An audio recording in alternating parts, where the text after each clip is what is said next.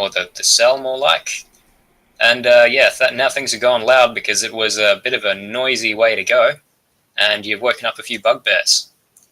So we're going to get straight stuck into that as our first encounter. And by we woke up, you mean Lily charged them while they were asleep. Well, I believe the full recount of what happened was the Hobgoblin captain died very loudly. Mm-hmm. They started to stir, and then Hawkhead went up to them and started brawling them in an effort to distract them, and Lily was like, yeah, I'll join in. Okay. Something like that. And it's actually Hawkhead's turn, so he can go smacking.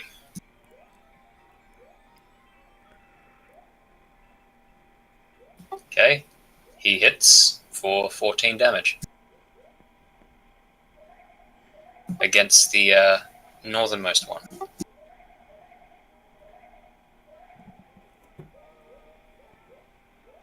Was struck most roughly. Juniper, guess she can run up and have a stab. This Did you want guy, to do that?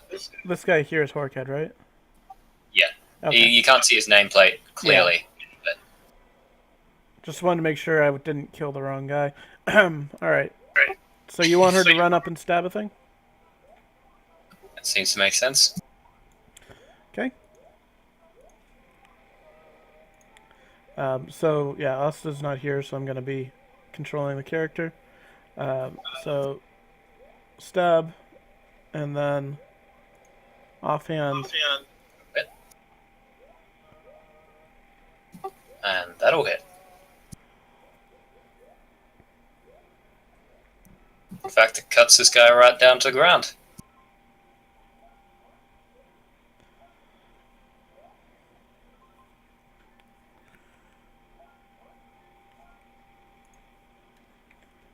And Maximilian.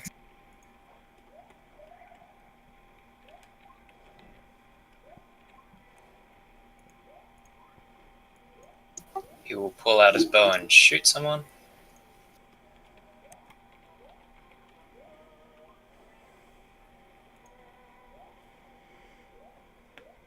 And that will hit for 7.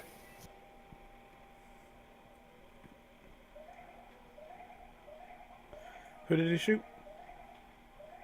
The next nearest enemy. So the one next to Hawkhead. The live one. So yeah, these hobgoblins, these bugbears are just getting overwhelmed at the moment. They've just been charged by what they thought were their allies, and they're starting to visibly back up like they've just walked into a horrible situation. But it's your turn, Lily. Alright, Lily's gonna charge in. And she's gonna attack. Huh? Go for it. Okay. And she's gonna attack the closest one? Mm-hmm. Sorry, the one that was already damaged, and is going to smack. And going to add a trip. Mm-hmm. Trip.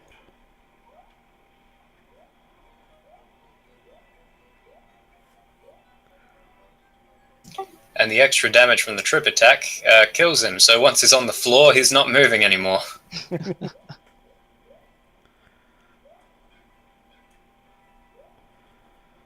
So I'd say you just sweep the legs from under him, he cracks his head on the side of the wall. And you give him a good stab for good measure. Next up is this weird fellow. And what he's going to do is move astonishingly fast and just jab this one in the throat before he can even stand up. It's a lot of moving. Mm-hmm.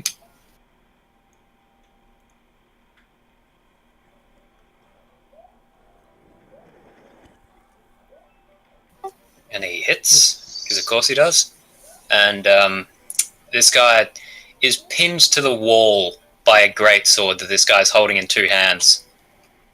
But he's still struggling, this bugbear. Othukkax, it's your turn.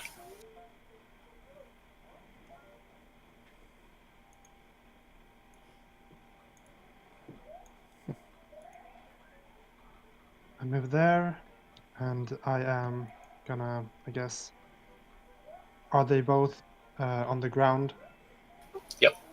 Yep, so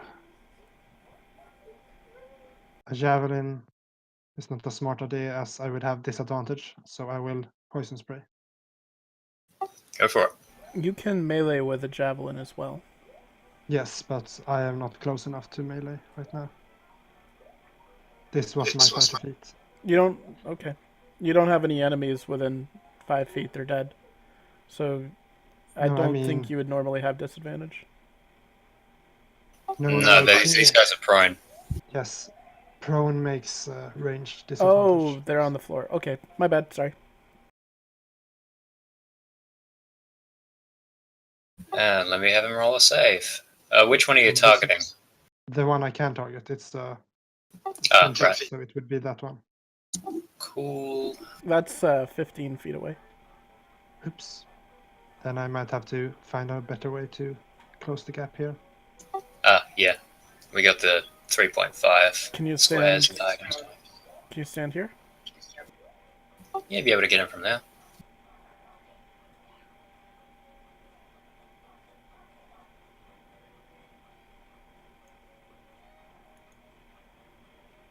Yeah, like squeezing past is still me costing a. So I guess I should just do some other action. If you like.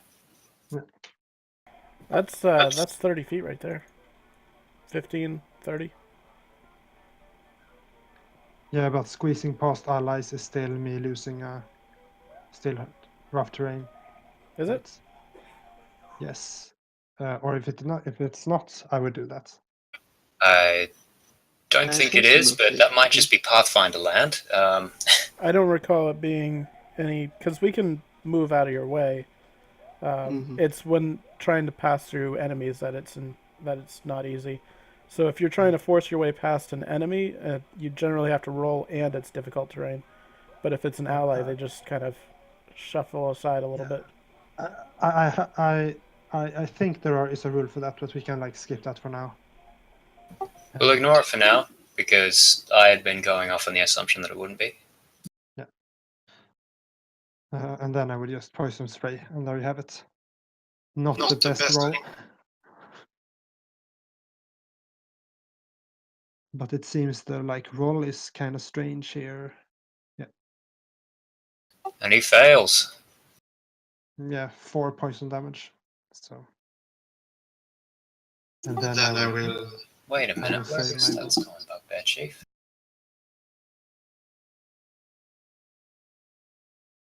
Sorry, that's just a test roll. Ignore it. I don't know. Kind of like that 40-12. I rolled a 4 in my 1d12. It's just that there's a lot of zeros in the macro here. Oh yeah, that's your proficiency bonus. It's weird. They roll it weirdly. Yeah. Oh Sure, no, I will that's save my not bonus proficiency. actions. That's different ability modifiers that don't come into account in this. Yeah. And I will save my various other expendables. Alrighty.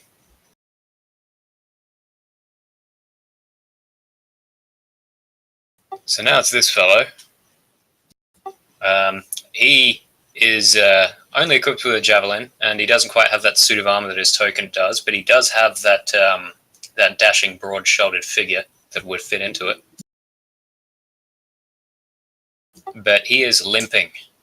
He only makes it this far before he has to limp some more up to here, and that's just the end of his impetus. Eifer, it's your turn. I think Eifer is just going to double up with the rest of the party. Send a bubble of acid over everybody's head. Hit these two. A lob shot.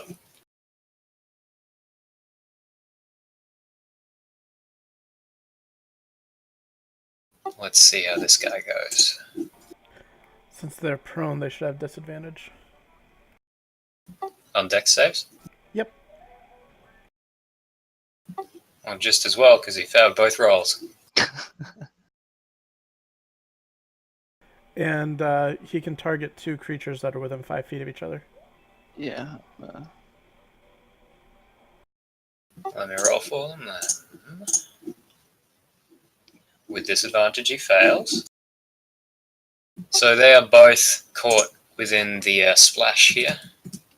And the one who's pinned to a wall, the far one, he's got nowhere to go, so he's just kind of screaming screaming a bit as like part of his face is melting off a bit.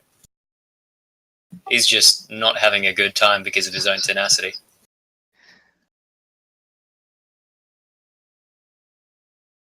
That guy's dead, and this guy is just gonna haplessly watch out this way for any rear charges, because he's not feeling as brave to, shoulder through all that big crowd of people that are cutting a swath. Now, did we miss anyone? We haven't had the enemy actions. Oh yeah, should probably have them roll for initiative, huh? Or I guess, oh, that's right. It was a. I guess it could count as a surprise round or something. Right, so Chief's on the right ball here. If I can move him up, there we go. And this other bugbear, I'm not sure whether I should roll initiative for him at all, but he's there, so may as well. Alright, Bugbear Chief is going to stand up.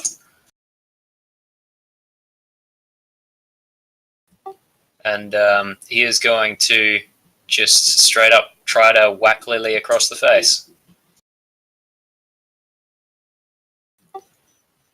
And he hits, but it only does 4 damage because he's using his fists. And the second blow also hits for another 4 damage.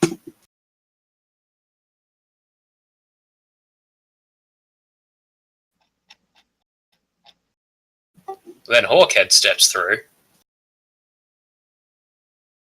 Straight across here. And gives him a good solid whack on the head. And it makes him stagger back from his onslaught.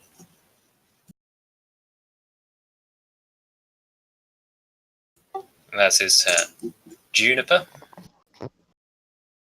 Do you want me to make her action, or do you want to do it? I reckon she'll be fine just checking out what's going on over on this end. Just keep watch with the other guard, because it's getting kind of crowded over there, as you can see. So she'll prepare an action to shoot people or try to attack people who go by. And Maximilian will probably do the same as he did last turn, which is to go up and try and shoot one of them. Which in this case will be the chief there. And he manages to miss.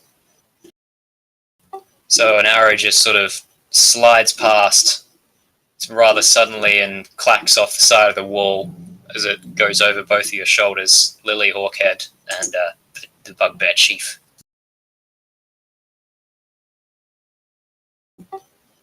It's now Lily set up. So Lily's going to attack the chief. And you're right about this crit. Just change it to be 1d whatever it is. It's probably 0 right now. Oh, right, yeah, okay. So she's gonna hit him with a greatsword. I think that hits him and probably kills him. And assuming That does definitely hit him. Assuming it kills him, she's gonna move here. If not, then I'll change. It does not kill him, Right, because so, this guy is a big hunk of meat. so she'll move here then. Does carve a big chunk out of him. I'll say it cuts off one of his hands, and like one of those monstrous sort of Lord of the Rings-esque orcs, he just kind of makes an edgy grimace instead of actually screeching and screaming and bleeding. I could use some healing, Max. I need healing. And it is good old this guy's turn. He is going to roll.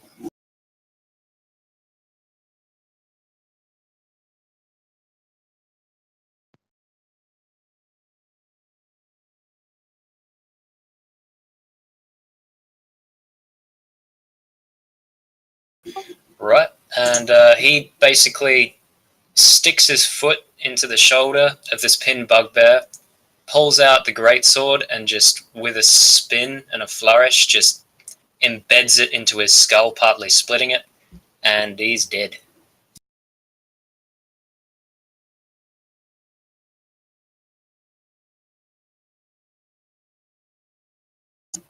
And yeah, he's dead. Othukkax, your turn. Yeah, I move in and I warhammer it. Swing. That is probably a miss. Yep. With his remaining hand, this bugbear chief grabs your wrist at like the height of its arc to stop you, and just pushes you back. Yeah. And now this fellow is going to limp safely around and give this guy a good old... No, he's actually going to just hard ass it through here and take a swing for the team and get hit for 4 damage. And this guy doesn't look like... This guy looks like he's been, imprisoned and starved and beaten for a while, but he still takes it like a champ and is still going, and he's going to roll to hit and attack and with his little javelin.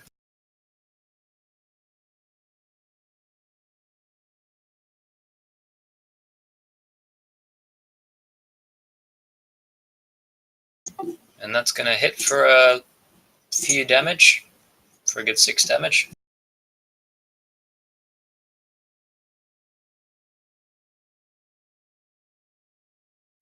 Eifer, your turn. I'll firebolt. Mm-hmm. And not the best of luck today. That one blasts into a scorch mark on the wall behind the bugbear. The half orc who's jabbing him with the javelin behind him has to quickly juke out of the way. And I'll just kind of pretend like nothing happened and just walk off. Just walk away from the explosion. Alright. And this guard, he's going to spot something that's coming this way. There's this thing, this hobgoblin scout, that rounds the corner, spots, and just sprints off as fast as it can north. And he's going to yell back, "We spotted us! We got a runner!" Juniper was holding an action, right? Yep. She can make a ranged attack. Okay. Well, that will miss.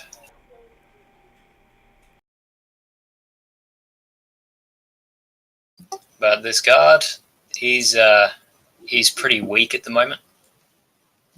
He's just holding one of the javelins as a what do you call it? As moral support at this point. The Bugbear Chief is going to keep on trying to wail on people, but who has got so many little options here? Rar.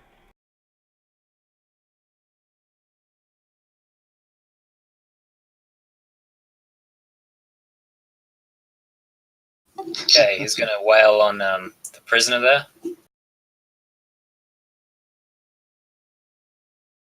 And this half-orc just completely ducks and weaves, like sprung into action by the flying firebolt, just decides to go full boxer on this guy and just duck the hit and parry it.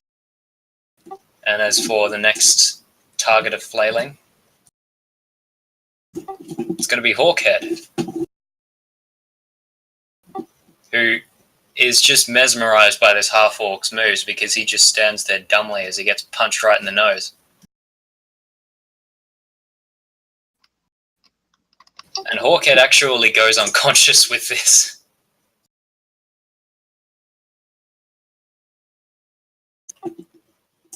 So, yeah, he's an NPC, so he doesn't make a save.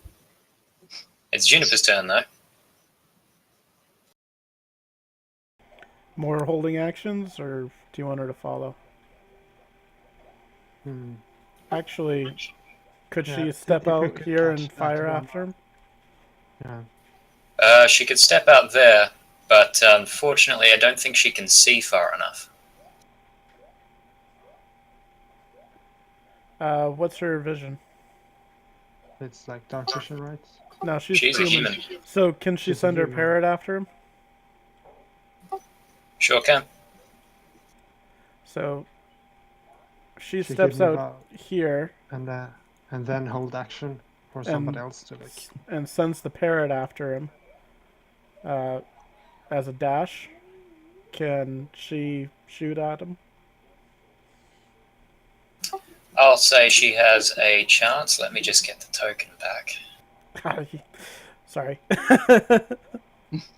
No, that's fine. I'm just going to eyeball it and say there, so she can take a shot. Okay.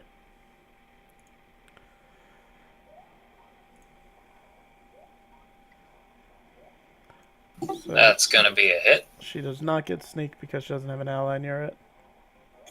Mm-hmm. Damn, she should have used sharpshooter. Well, She last would've time killed the she guy. rolled an 11, so... Instead, this guy's just got like a bolt in like the back of his elbow right now. Is just limping desperately to get away. Or not even limping, just holding his arm and screaming. But it does not quite kill him. Right, Maximilian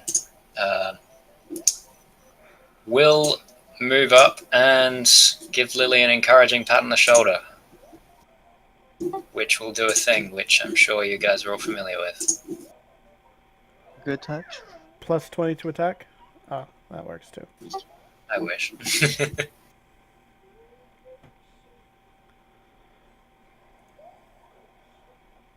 Plus 20 damage. And Lily. That's all he's doing, I guess? Yep. How's this guy looking? Pretty weak? He's looking pretty bloodied. He's currently missing a hand, and you managed to cut him up something fierce along with everyone else just laying into him. He looks like he's about to fall at any moment, but you said that to yourself a turn ago and is still up, so could go either way. She's gonna hold her action to attack him if he strikes again, and she's going to say to him, I could fell you with one blow, or I could let you live. Your choice.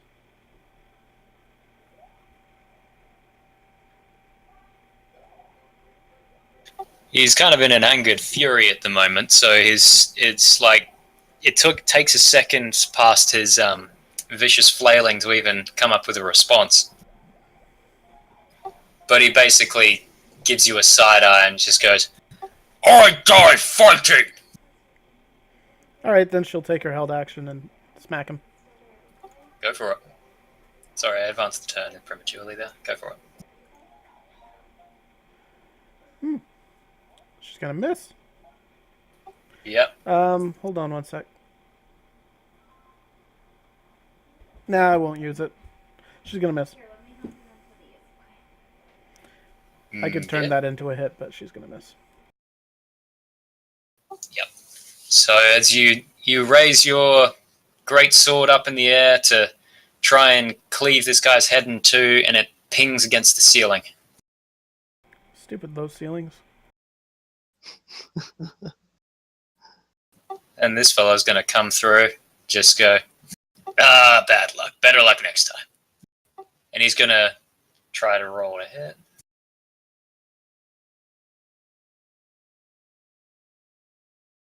And do the exact same thing except for the wall on his right. He's going to miss.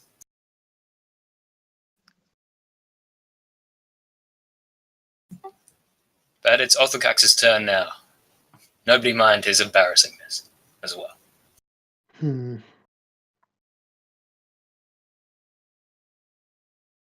I will actually...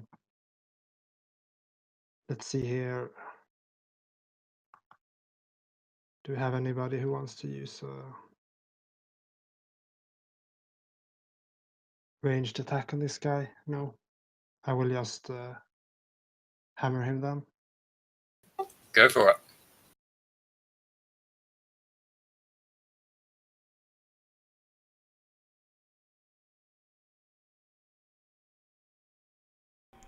I think Lily had Bless too, or is that not a thing? I think I can only target 3 people with it. Oh, let me look at that up again. Okay.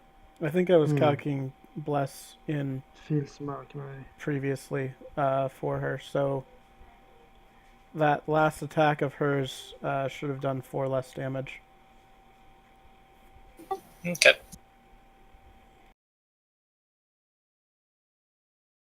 Alright. My bonus is off. I have... No, it's right. Yeah, I was just comparing. Did you want to use your Bless to boost your attack roll there? Yeah, right. Yeah.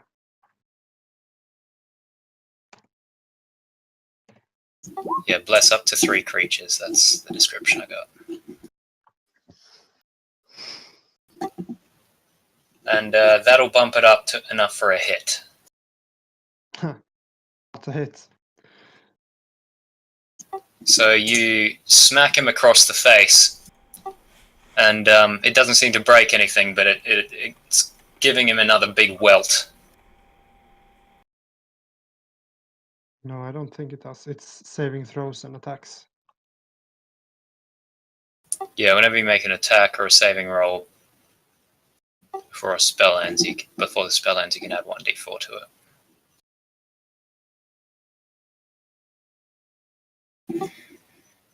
Right, this guy. He's gonna just ignore all the banter and just keep on stabbing.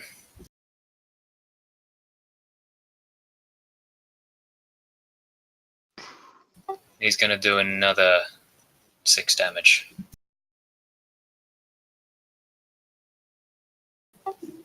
Now this guy's looking in the realm of maybe 1 or 2 more hits to die. Eifer. Waddle, waddle, waddle, waddle.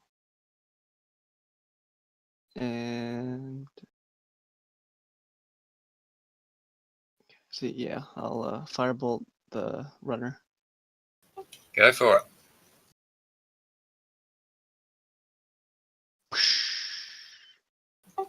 Nice. That is, as is still spinning with the bolt in his arm that Juniper shot. Your firebolt just lights up the cave as it casts its way through and just smacks him right in the face, and he falls to the ground.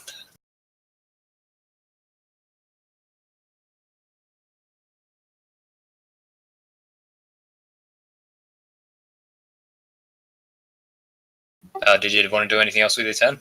Yeah, that'll be good. Okay. This guard will just sort of wait around, try to squint into the darkness. And he's just, he takes a sniff and he just goes, something smells awful around here. And you guys notice it too, something just like animal waste. This bugbear chief just doesn't know when to stop. He's going to keep on wailing.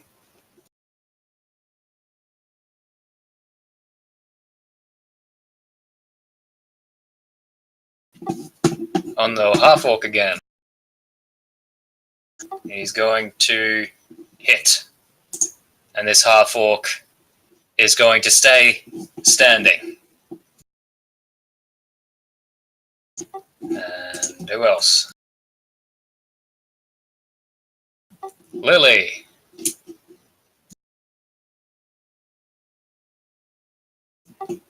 Does a 14 hit? No. No, it doesn't. So he tries to like punch you in the solar plexus, but you sort of glance it off away from your chest. I'm gonna repost that. Go for it. Crap. And gonna attack. Well, at least it hits. Yeah, and so you cut off his other hand, and he's still standing. Just dark blood is just oozing everywhere. And this guy is just refusing to die. He's still standing, but he's pretty handless now. Hawkhead is unconscious. I'll just wave his hand over in front of him. Just rub it in. You rub it in his face, literally.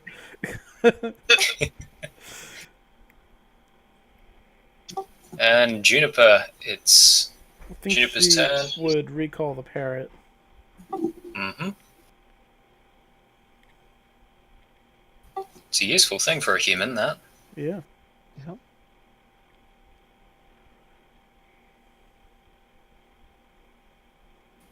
And anything else with that turn, or is she gonna just stick around? Hold an action if she sees anyone else coming. Mm-hmm.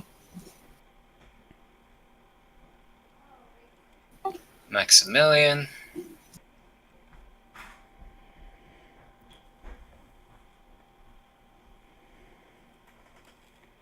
Hey, do you think Eifer will choose to move towards this fight or stay there?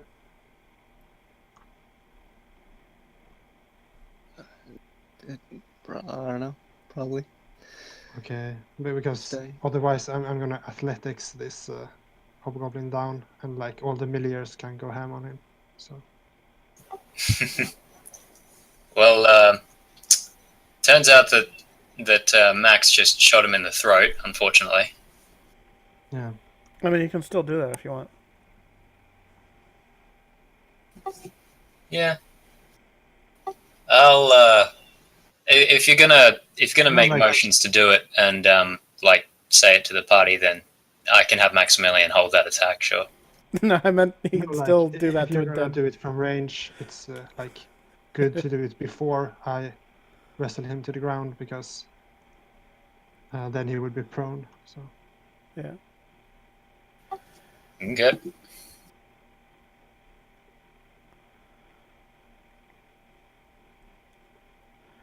If he's dead, though, I'm sure we have Yeah. other things to do. Yeah. Yeah. He's He's going to be very easy to wrestle to the ground now. Yeah. But with that, the combat is halted for now.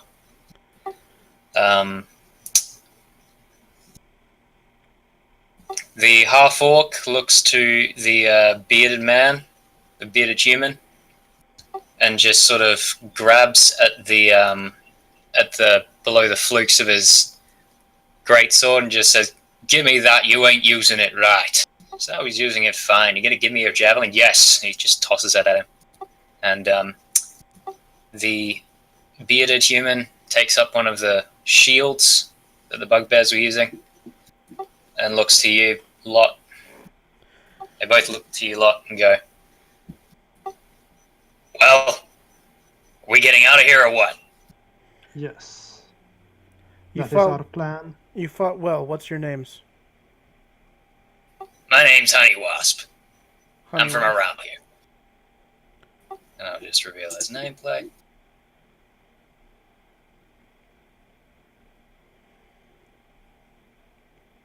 For some reason, I didn't have his nameplate prepared. And the other half orc straightens up with a lot more decorum and says, "I am a knight of the realm, Sir Elmo Keeve. At your service, my good friends." I'm Lily. We'll need your help to get out of here. I think I heard one of the scouts yelling. Sounded like they were screaming in pain, though, so we might have taken care of them. Let's get going. More than likely, they'll be setting off the alarm in a moment's notice from now. Depends how good their leadership is. We shan't make them any notice to give them any time to react.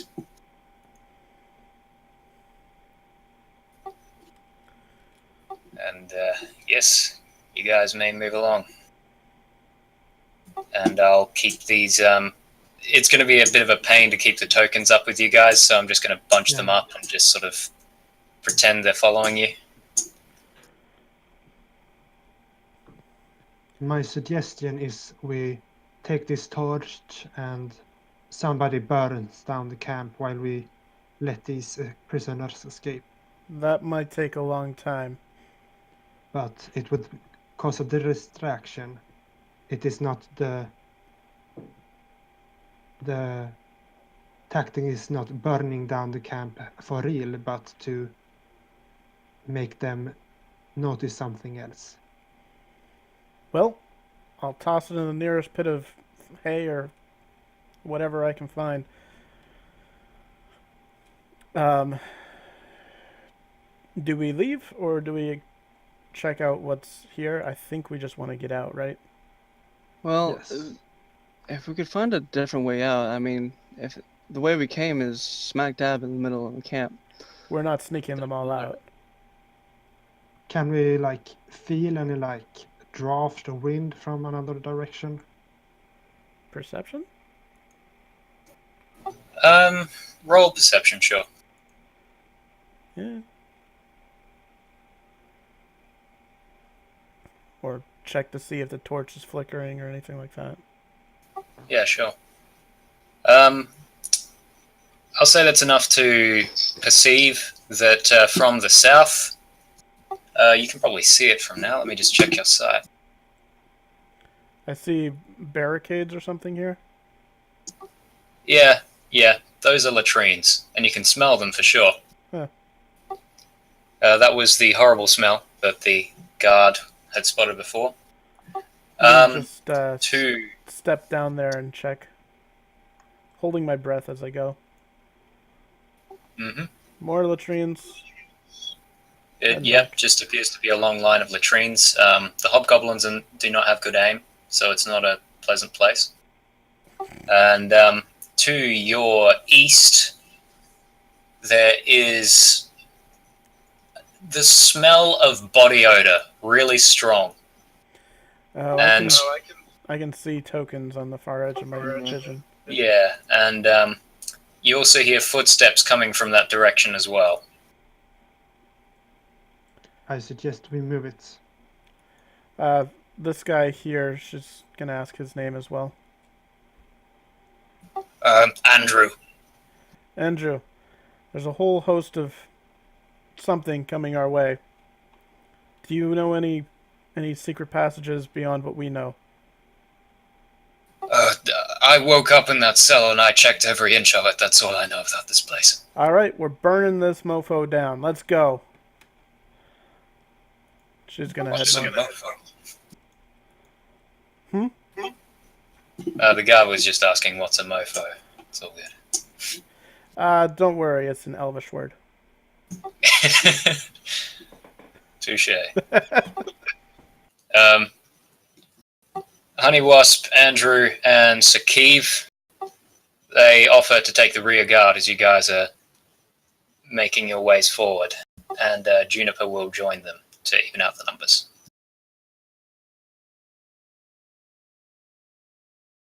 Also to make sure that she's, out of the way. Convenient. And just pretend that all the villagers are encompassed by this little child, just so we know where they are. Because you guys are going to, escort them out. Yeah. All right.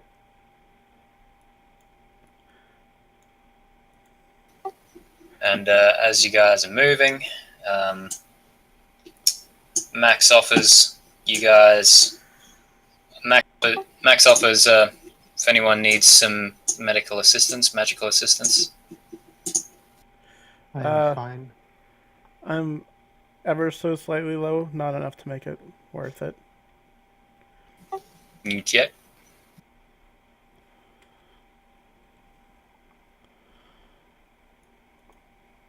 So you walk past the supply cache.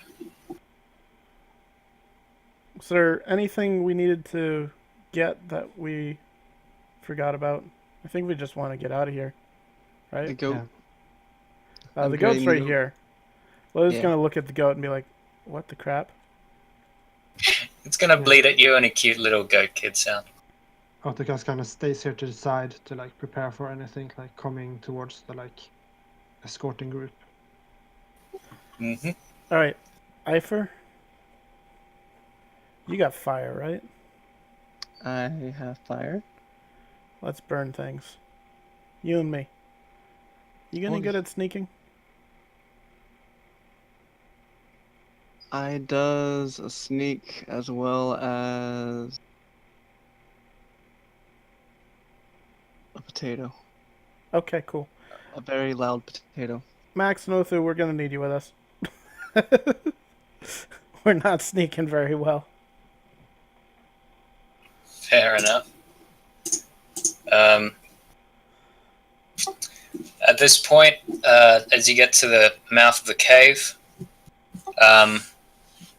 Sir Keeve shouts out, "Company, we need to pick up pace!" And then some angry-sounding goblin starts grunting out from even further on. And you see a block of what appears to be ready-equipped hobgoblin infantry start to close in on them. And they begin to fight to hold them off. But it is clear that they have been under pretty poor conditions for a while, and they will not be able to hold out forever. And it does appear that there are more hobgoblins than them. But they are in a narrow passage, so they are able to keep the tide stemmed for now. Let's book it. Fall back when you can. We'll be making a fight in retreat, and we'll say hello when we pass you. I can't move any further, so. Yep. And Juniper will probably pick up the goat on the way out if no one else does. I am definitely picking up the goat. And we'll move on to the next map. Just a moment.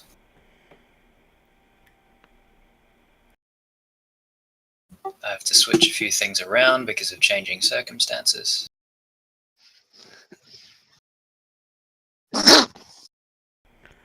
All these players messing with the DM's plans.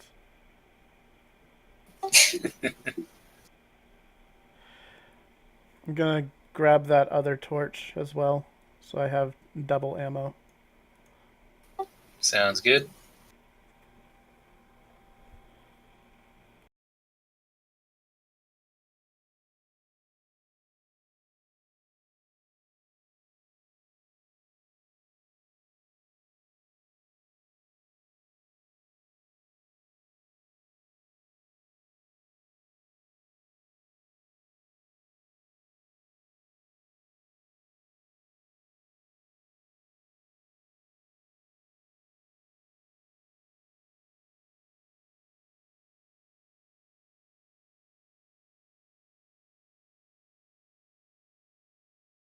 Oh yeah, did you guys leave Hawkhead behind? He dead. Cool. I mean, Yeah, if he he's got not smashed. dead, then we could Uh, take him, but he dead. Yeah. I mean, you could have checked if he was dead, but he's dead now. Yeah. And Othukkax would not have checked if he was dead. He was Yeah, only using him. you kind of said he's an NPC, so he doesn't get saved, so I thought he was dead. Yeah, sorry, that was my bad then. It's okay, it was a dumb character anyway, we can leave him behind. Yeah. Game of Thrones this shit. Bugbears are a dime a dozen. Who needs them? Yeah, exactly. Sorry, just rearranging lots of stuff. Okay, that'll do. Let's get onto this.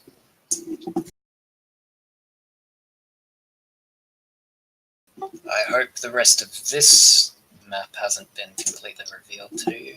Oh, I guess if you still can't see the tokens, that'll be fine then. But we head to the Raider camp. Oh my goodness. And let's see if I have the notes which tell me how to force you guys to look at something, and I keep on forgetting the thing. I think it's shift, hold down, ping. Shift pinging, that's right, that's what it was called. Okay. Oh, that's cool. Okay.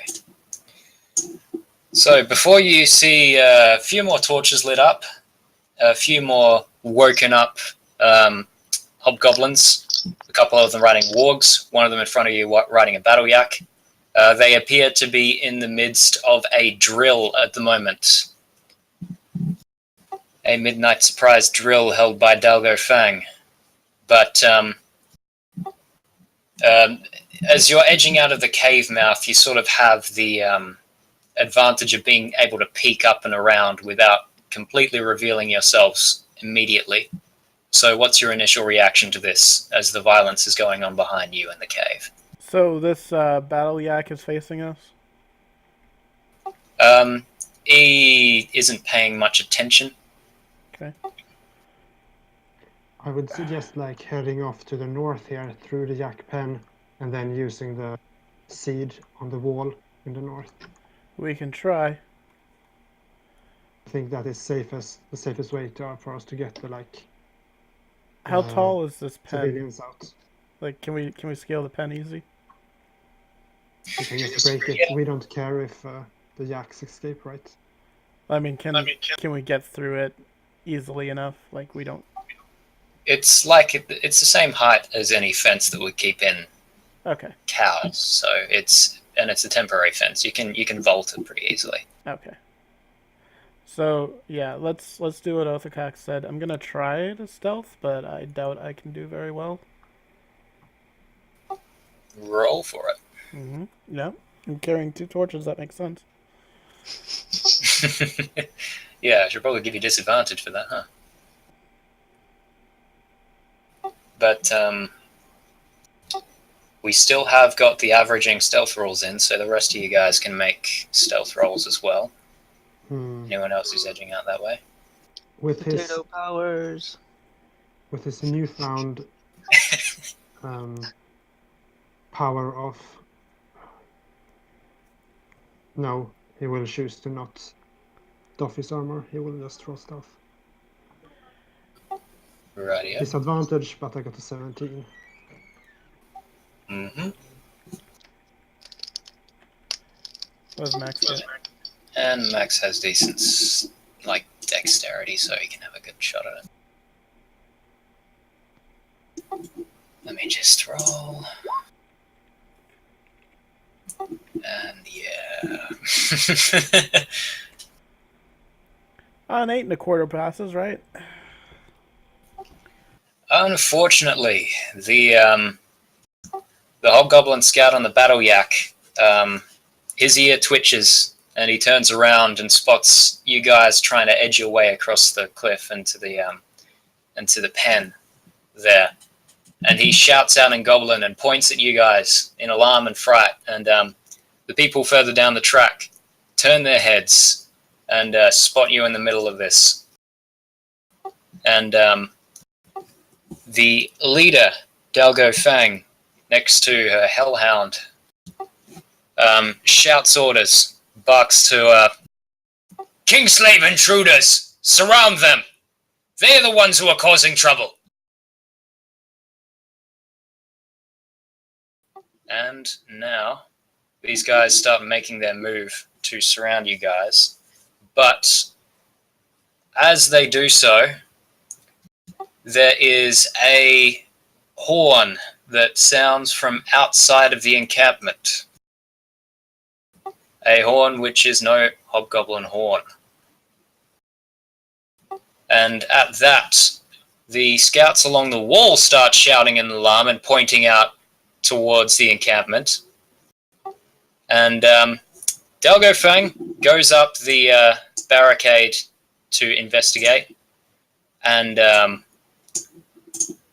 sees very quickly something to put worry on her own face, although she wouldn't be showing it for very long, as suddenly she starts shouting orders in Goblin to man the walls and various other things. But as a stopgap for the rest of you, she sort of bares her teeth with her tusks pointing out and screams out, "Gumblemug! Kill all the king slaves in the cave!" And walking out from the tent is a rather large humanoid with 2 heads. Following along is a very emaciated and injured-looking warg. And it spots you all and goes, "Good! Mung was hungry. Gumble says Mung is always hungry. Gumble is annoyed by Mung all the time. He can shut up. Dog is hungry too. We feed dog. Dog, go feed!" This guy, this dog, runs forward, having way too much energy, even as emaciated as it is. And at this point, with this scout just trying desperately to get out of the way of Gumblemung here, and these guys all know that when Gumblemung's hungry, he doesn't stop. So they're going to get right out of the way, and we're going to get into initiative. Do we get any actions through that lot of talking? Let me just do some admin with the turn order here. It was a bit of a point of chaos, and there was some time with you guys having some clearance, so I'll say you guys have an action. Okay, I would have run, basically. As far forward as I could. Well, not too far. I don't want to get too far away. Oops, that's wrong. That's the wrong macro.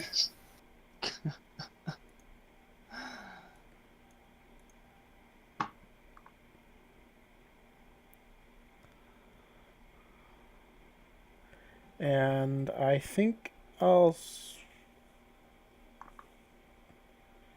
stick with the greatsword. I'm much better with it.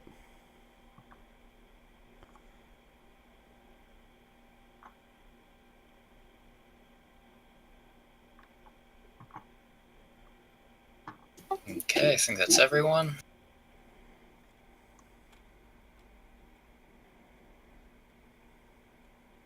Right, let me scatter these guys so they can be going for the walls. What do I know about Gumblemung? Let me just get up the skills real quick. We have history, arcana, nature, and where's the other one? Religion. Can roll nature.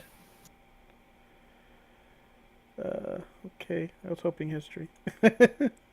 Anyways, it would be +2 for that for history anyway, so.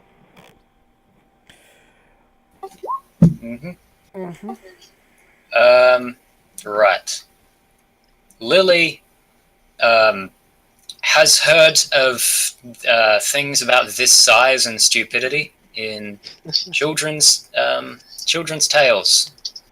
It appears to be a giant of some kind, but don't really know much more about that. Eifer has read about these things in some more grown-up books. This is a particular kind of giant called an Etin, a two-headed giant with its head's always bickering. Is a big meaty boy. Sometimes it can be coaxed into fighting the various Kingless Plateau hordes if they have the food to provide it, as well as the entertainment. This particular one, the thing about Ettins is that when one head sleeps, another remains awake. But apart from that, they're just big and meaty and angry. And the good thing is, the upshot is that it's probably alone, because these things are fairly solitary. But yeah, with each of its heads controlling a different part of the body, it can attack twice in a turn. I can probably figure out from intuition that this thing argues with itself a lot, right? Yep.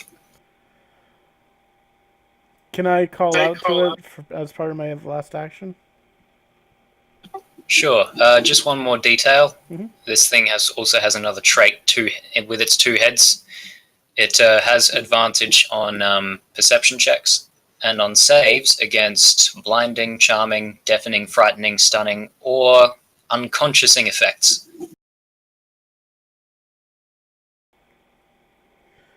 So she's just gonna call out, "Hey Mung, Gumble thinks you're fat."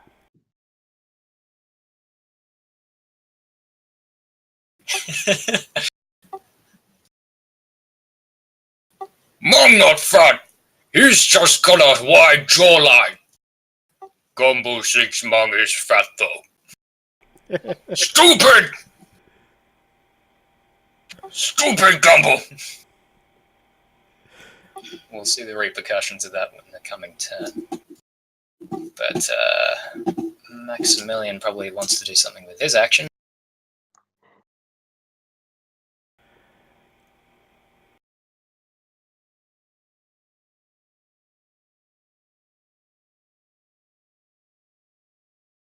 And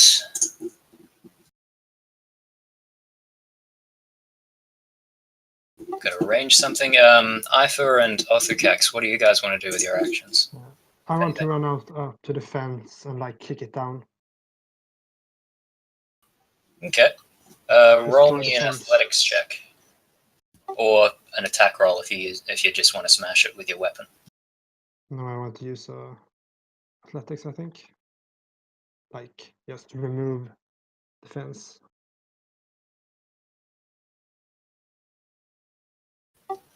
Okay. Roll athletics. Yeah.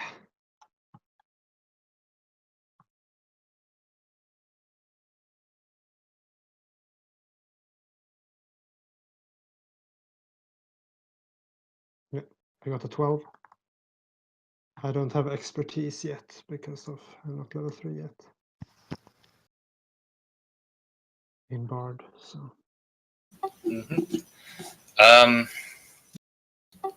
This is a fairly sturdy fence, built to hold back yaks, so it doesn't quite break open, but you are a mighty hero. So you do manage to put a crack in the wood. Probably another attempt with that, another attempt or two will break it down, but not quite this time. You loosened it, basically. And I'm trying desperately to find a spot where... No, it doesn't look like... Okay, so... Max is going to just come up a bit closer and hold his action. He's going to have a spell held, a Ray of Enfeeblement for Gumblemung if he gets too close. And Eifer, what would you like to do in your little little moment to prepare for the oncoming Etten and his dog? I suppose I could cast Mending on the fence. But I'm just gonna move kinda right there. Let me just check real quick. I know it's not really very significant, but Mending takes a minute to cast, unfortunately, just for future reference. Oh yeah, I know.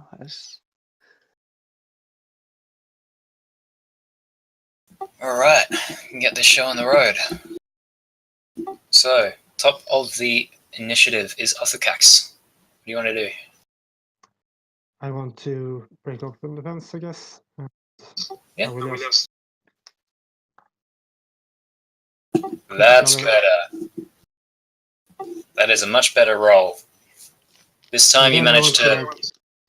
run into the pen and like scream and shout and try to get these yaks to like run out and be scared. These yaks definitely back away from you. They are freaking out at the moment. Someone just smashing their pen in. So they're just gonna like back away from you, try to slide away. These ones like see their chance and just sort of bolt around you. Oops. You don't need to roll a check for that. They're fairly timid. And yeah, you've made a hole in the fence. My goal is to drive these yaks into the hobgoblins. That will be fair enough to do.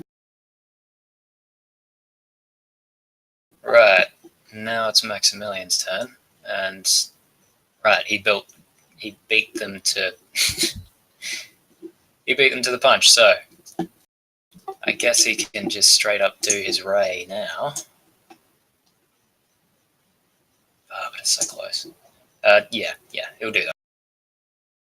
Once I get the right friggin' tool, I'll move him up and I'll try to cast a Ray of Enfeeblement on Gumblemung.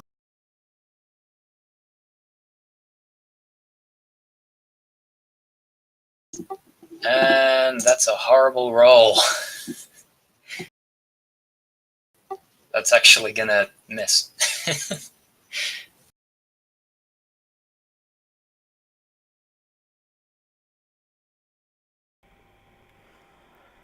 Let me just get this turn. And he's just gonna back off a little bit in the meantime. Lily, it's your turn. Lily's going to move up here. Just going to drop the torch. And is going to ready her action. When the warg comes within striking distance, she is going to take opportunity of that. Yep.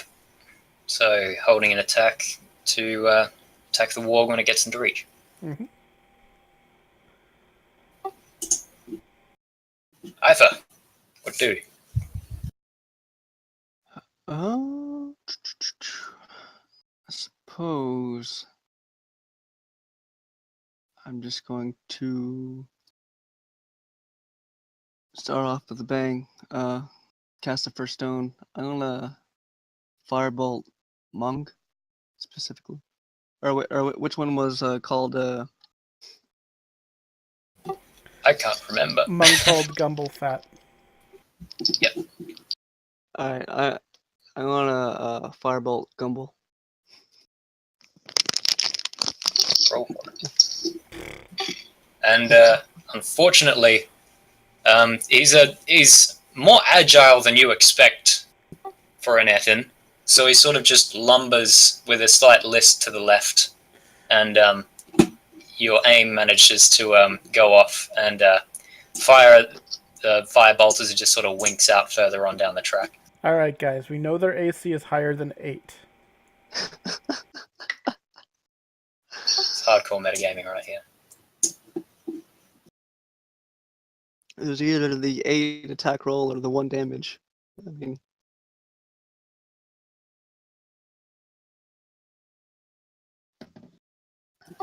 Alright. Anything else with your turn, Eifer? no, that'd be it. Yeah. Okay. It's Dorg's turn. And Dorg is not a very smart warg, even for warg. So he's going to just straight up try and leap at Lily, who has her prepared action and hits like a champ, managing to put a great big gash from this thing's eye down its neck.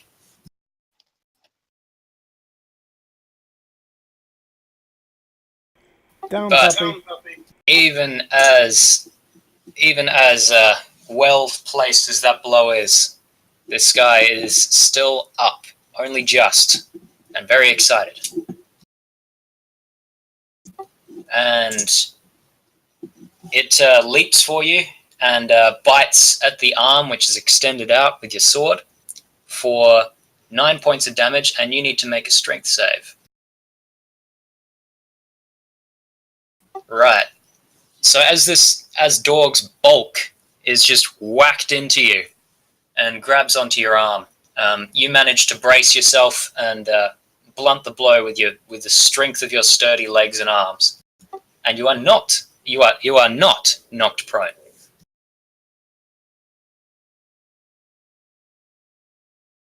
And now Gumblemung's turn. He's just going to lumber forward as he does.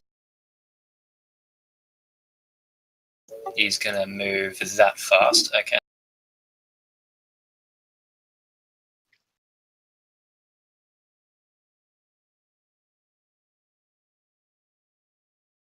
And he's just going to walk straight past Lily because Dorg is having fun with you and he doesn't want to interrupt Dorg. But let me see, it was about here-ish. Come on, select the tool. Come on. Damn it, roll 20. And he's just going to engage Max with a double move and end his turn because he's got big legs, but is not taking this any sort of fast. Othukkax, it's your turn now. Just so you know, you can hide the ruler from us if you don't want us to see it. Yeah. Oh, it's just measuring out move distances at the moment.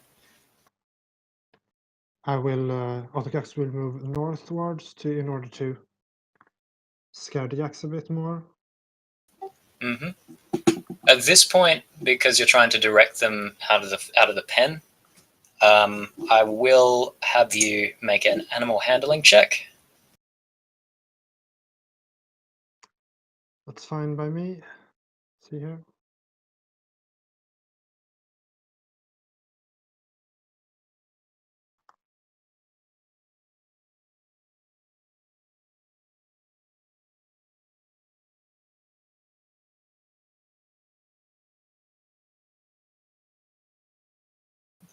And that will be sufficient. So these guys start circling around in the abstracted way that they are.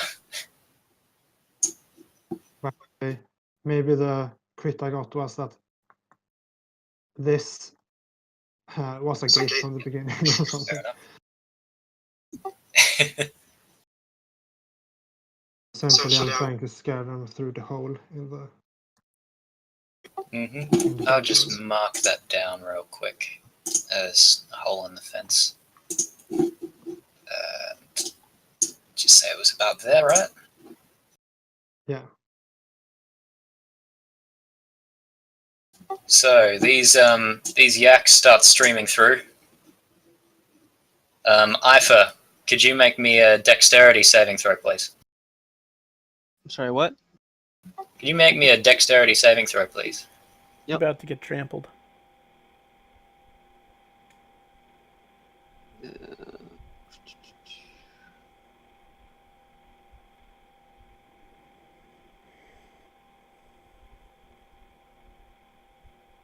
Okay.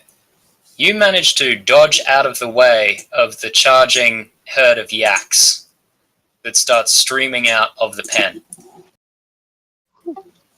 And Gumblemung needs to make a save in a similar manner. By the way, was the animal handling my full action, or was that just a consequence of me moving? I would say it was a combination of you moving and gesturing and speaking. You've still got your proper action.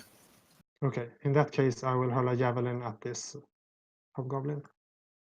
Okay, go for it.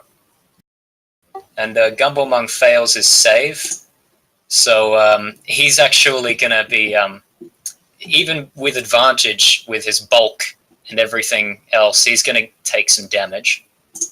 And he's going to go prone.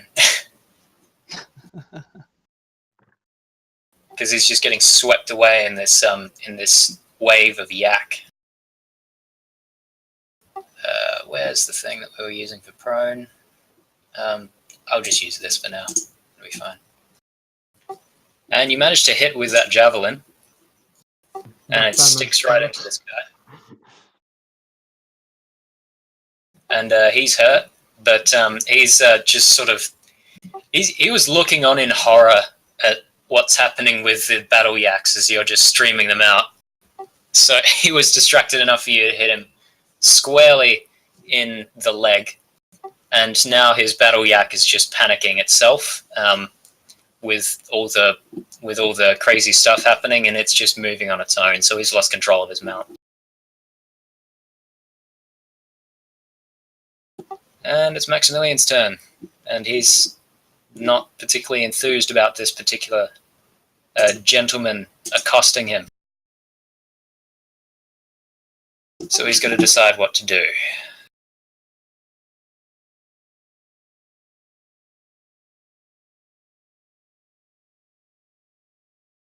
And did you have a thing for this? I'm not sure if you did.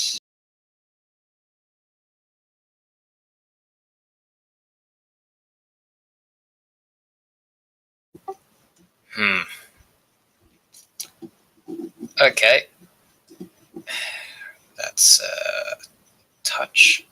That's...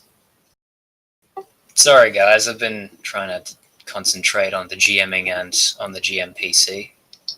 It's hard to put through all the options at once.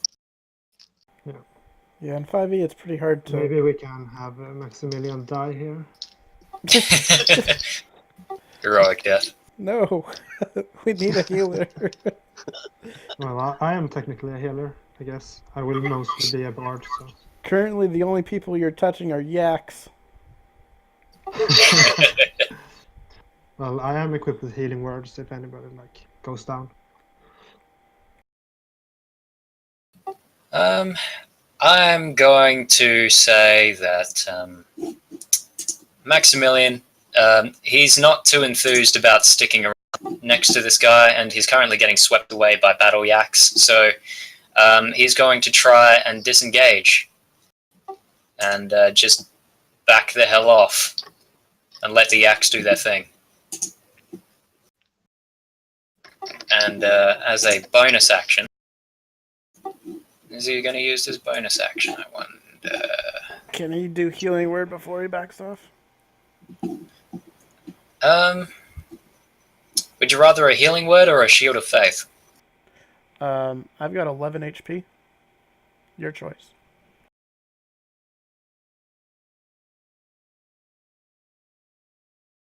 You're currently on 15 AC. Yeah, I'll give you a healing word before you go. Heal for 7. Works for me. And Lily. She's gonna smack at the thing. And Roll. I really hope this hits. It hits. Cool.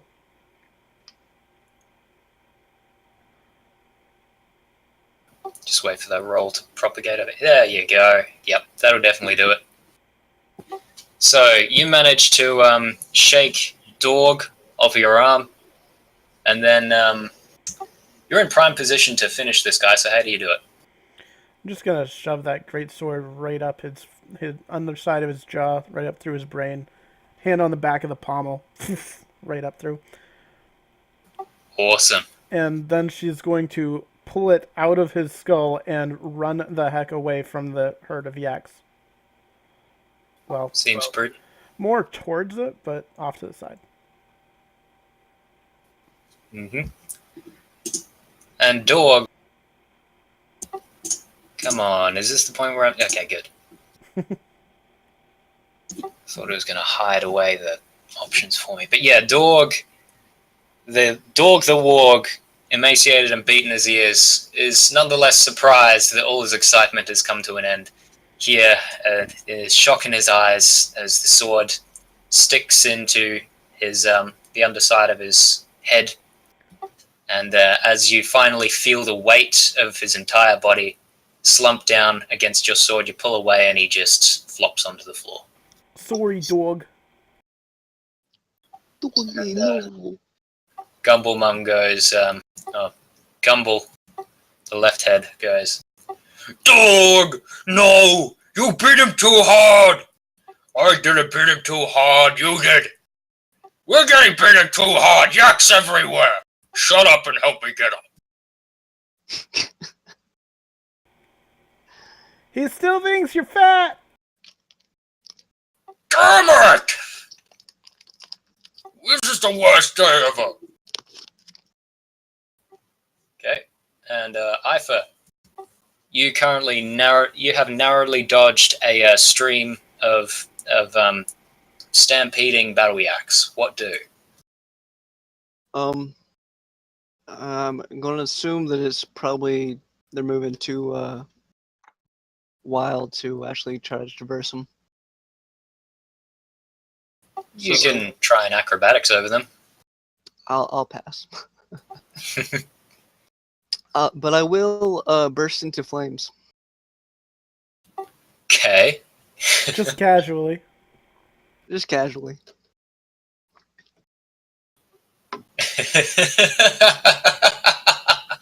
Oh boy.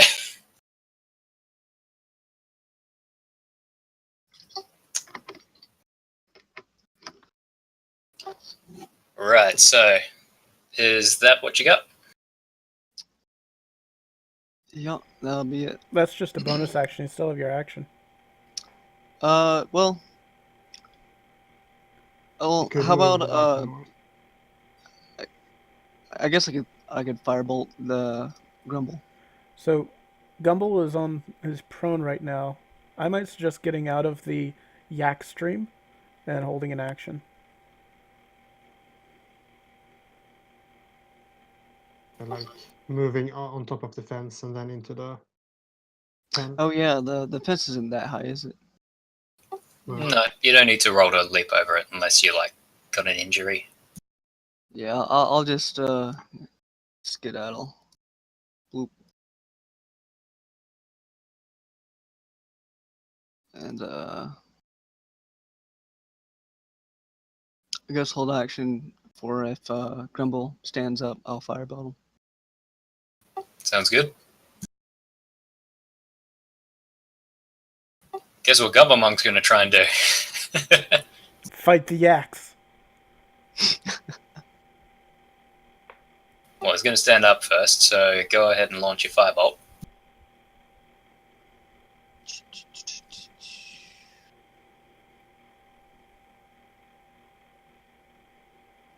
Why is it being so slow? There we go. What's your charisma mod? That's a miss anyways, but... Yeah, charisma mod is 2. So any fire damage that he does for the next minute is +2. Mm-hmm. Yeah, and unfortunately, you're too distracted by these yaks that are just that almost ran you down. And once again, your firebolt's just a little off the mark.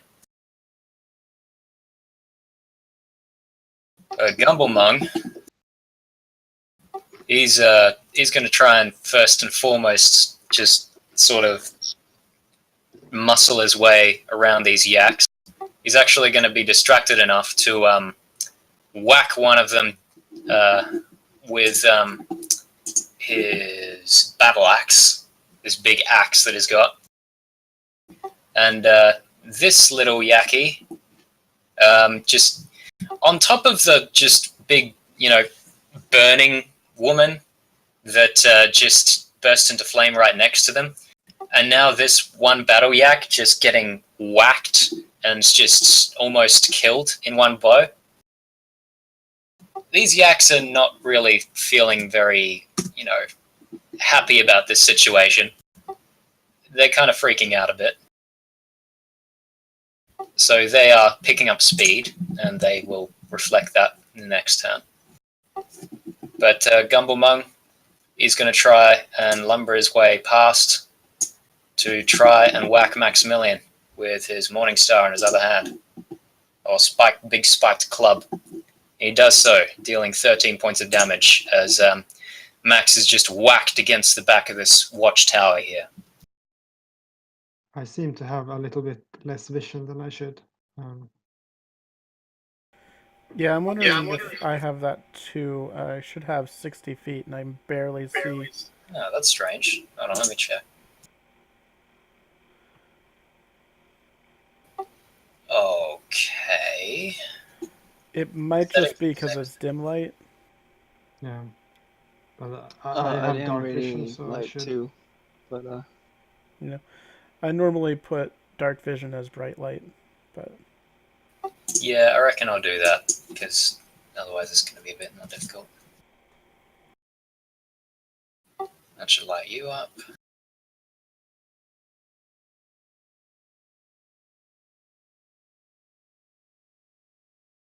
And that should light you up. there we go. I can see now. And that should light you up. yeah. Right, you guys should be set. I'll say there's just enough moonlight for now to, justify this narratively, even though it's still dim light you guys seeing. Well, I mean, I'm on fire. So I don't know why it happened, because I could not see at the edges there. Yeah, I think it was just set to dim light, which you didn't have any other light sources, so your dark vision was giving you the dim light and nothing else. But that's the end of Gumblemung's turn. So, Othukkax, the Yaks move after me, right? Because they reacted after me. That's right. They'll do their thing at the end of your turn. I guess Gumblemung is in the way for our civilians here who have to flee. I will cast, I guess.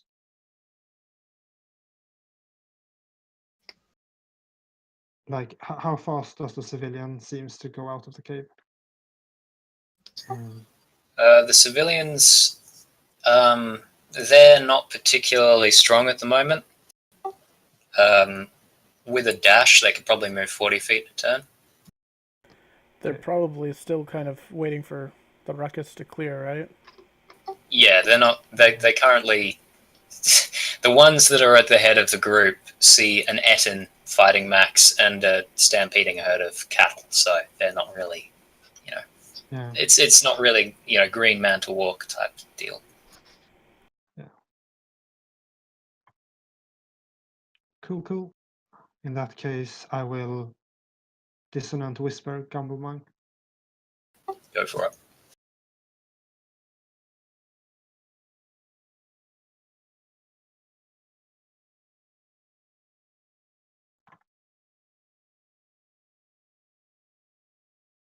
Mm-hmm. Ooh. Alright, Gumblemung, make your save.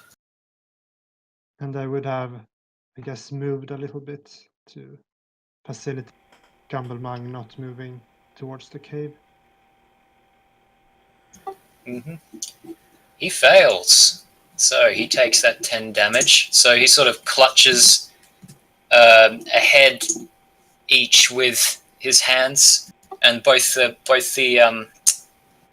heads start shouting out, just like, "Don't scream so loud! You'll give me headache.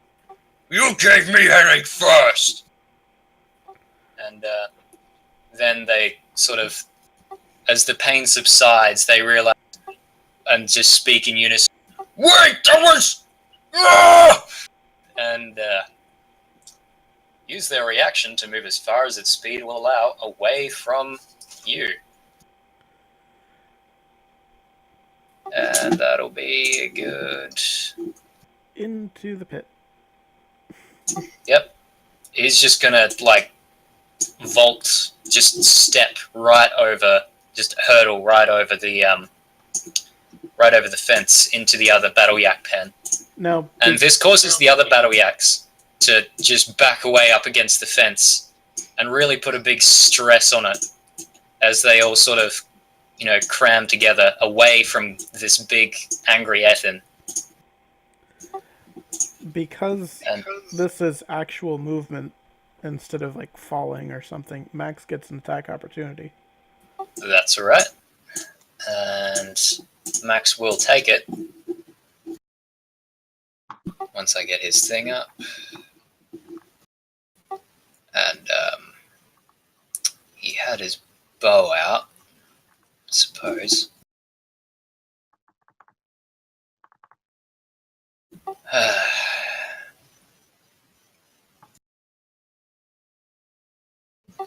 I'll say he was able to get that out last turn. He misses anyway. He's still recovering from the massive wallop he just took.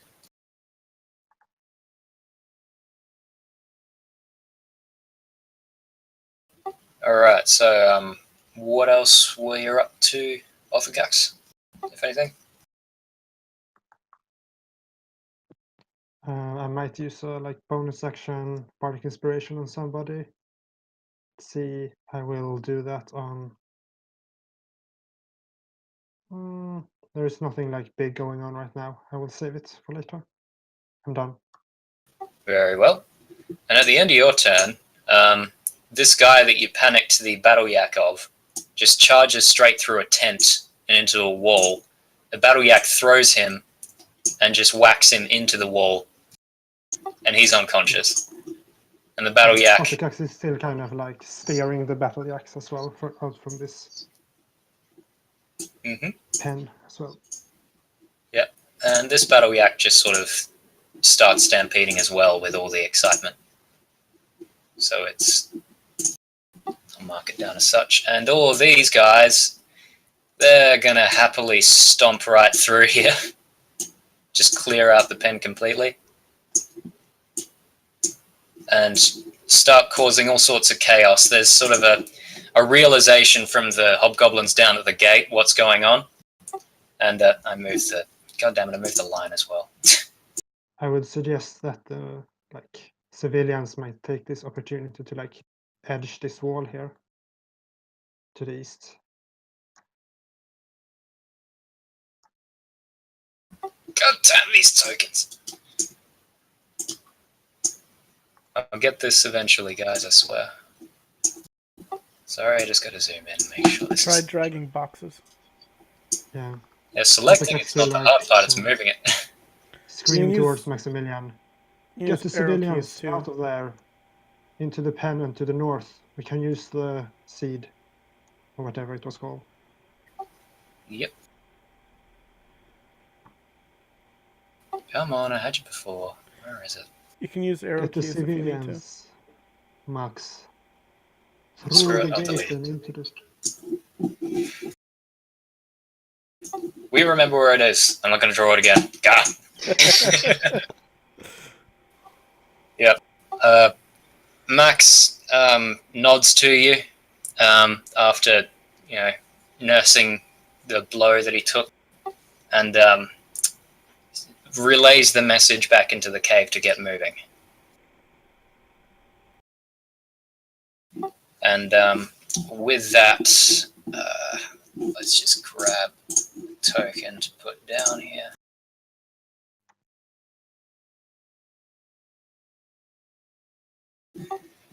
And I didn't make proper tokens for these. I just put the images down because I didn't want to do stats for them. Let me just grab these from the other map.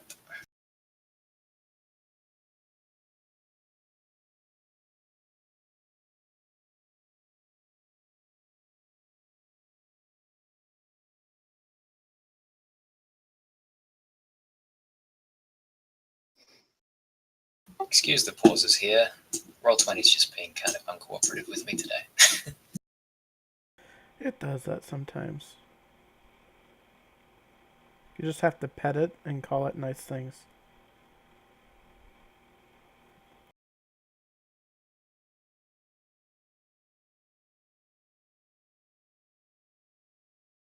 There we go.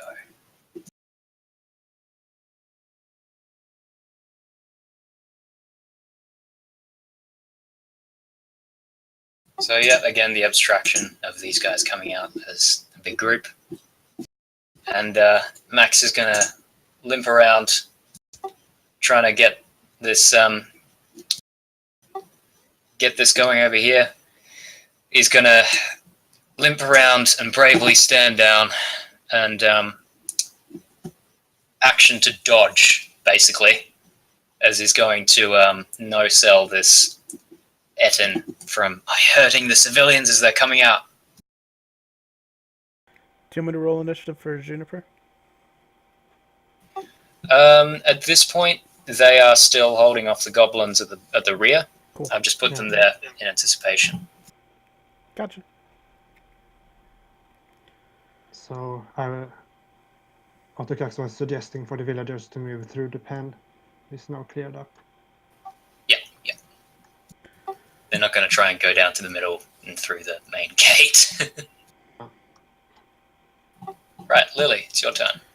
Well, seems to be one good option for me. Charge! And that is all I can do. Oh no, she's gonna charge towards him, and then she's going to say, "Mung, I heard Gumble say disparaging things about your mother."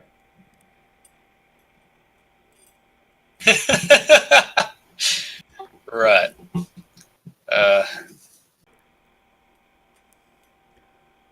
Gumble, how could you? My mother is an angel. Your mother was stupid. Ha! You called your own mother stupid. I tricked you. You're stupid. Can I roll anything to get them to, like, I don't know, something? You want to try rolling a deception check? Deception. Not my best option. Oh well.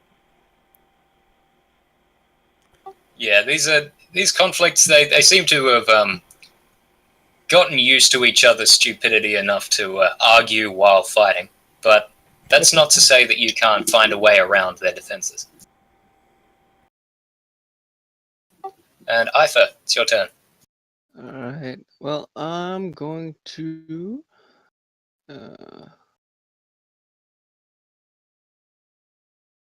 move, take on a stride 30 feet, and grab my javelin.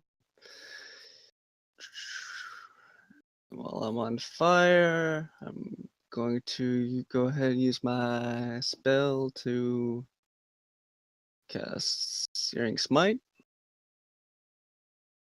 Alrighty. So your weapon bursts into a magical flame.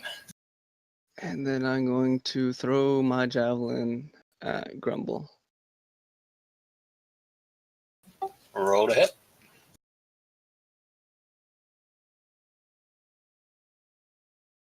That's And gonna that be will hit for maximum damage. And you want to roll your fire damage as well. Yep. +1. +2 for charisma.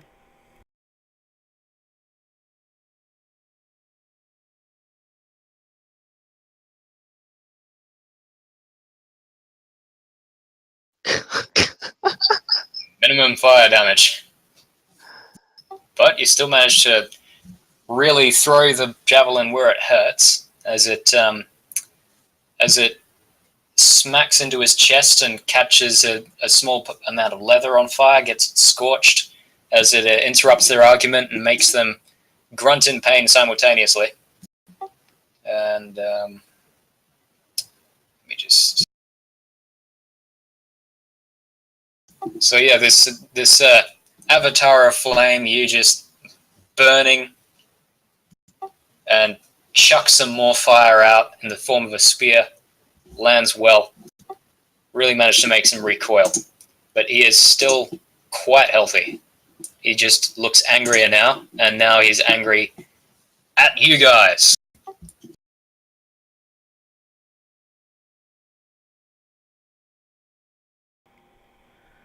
Hi.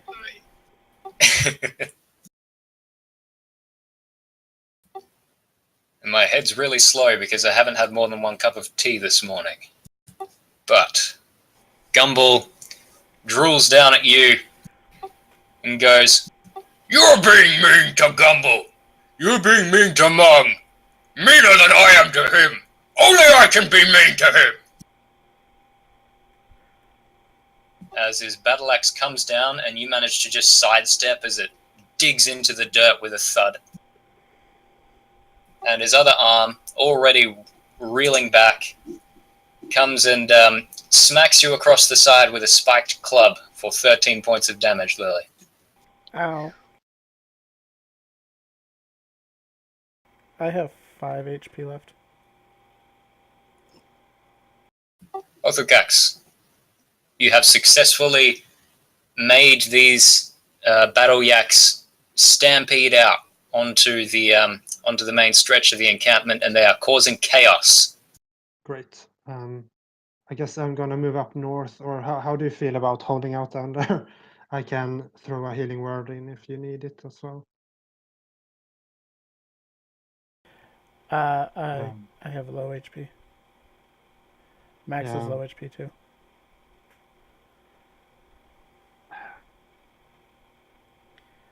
I will not Okay. be standing if I take another hit.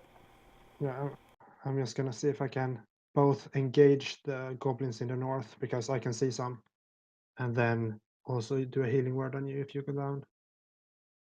Oh yeah, to better describe the scene which is happening at the walls, they are all with their back to you. They appear to be Okay, repelling people with ladders who are coming up to fight them. And you can't quite see who they are in the dark, but they appear human.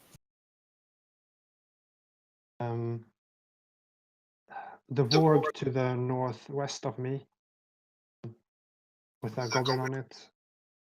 He's How does that? He's completely distracted. He's trying to lance humanoids coming over the wall. That stretch directly to the north of you appears completely clear. Great. Then Othukkax will move to the west a bit. And then he has a held action. I'm just gonna make sure I can reach both of you. Okay. One further south. Mm-hmm. Because of the range of healing word, it's 60. Yep.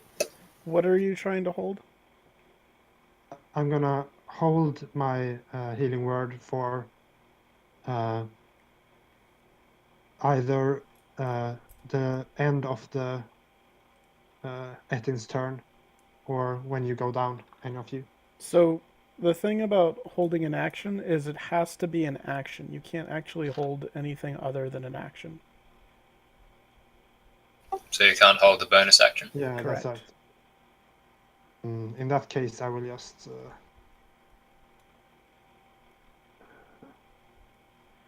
It's limited on purpose. Yes. I'm just gonna do Dissonant Whispers again.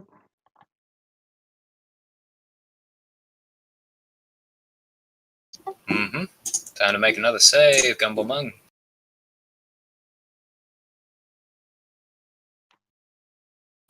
And he fails once again. So he takes 16 damage. He clutches his heads again, screams out, just goes, "Headache again! No! Gumblemung, maybe should stop eating so much. Yeah. Maybe Gumblemung should eat more!"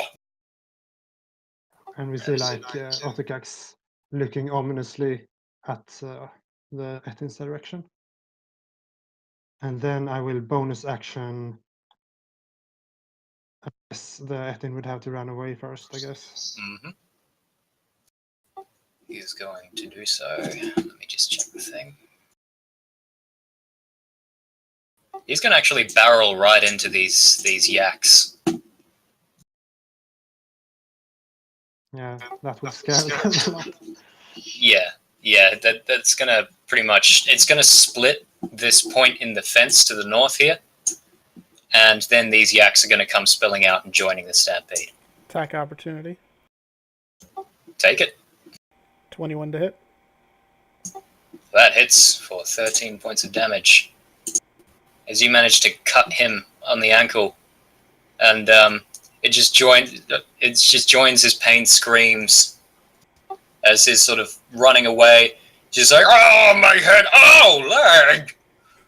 Yeah. Dissonant Whispers is great because we have a lot of melee characters, so it's often more than the 3d6.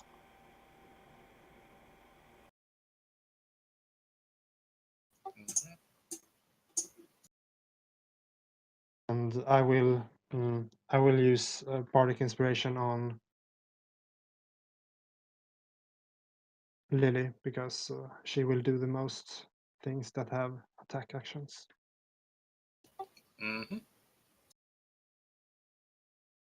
Hold them off! And you see that the panicked, or you hear, because it's a bit difficult to see from where you are, but the panicked battle yak that you set off before appears to be causing a lot of noise, and whacks into the warg of this mounted hobgoblin, and causes the hobgoblin to be distracted further as it's now trying to lance this panicking animal and directing the warg to bite its neck, and it's a bit of a scuffle now.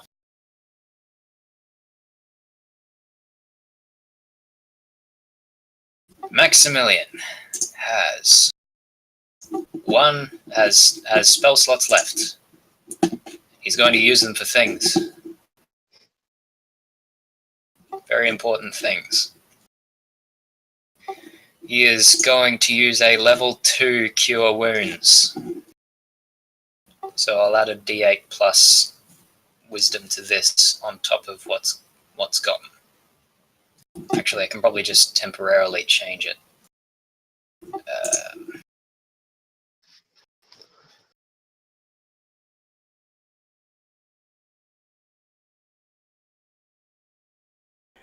Do the yaks south of the Ettin look like they're turning towards us?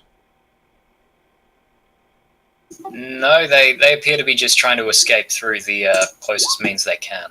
Okay. Which right now is the split that's been put into the north of the weakened fence. Yeah. I guess pack animals tend to herd animals tend to go with the herd. So when they see someone else move, they also move that way. They're definitely sticking together. And Max, reaching over the fence, taps Lily on the shoulder and heals her for 13 points. Thanks, Father Max.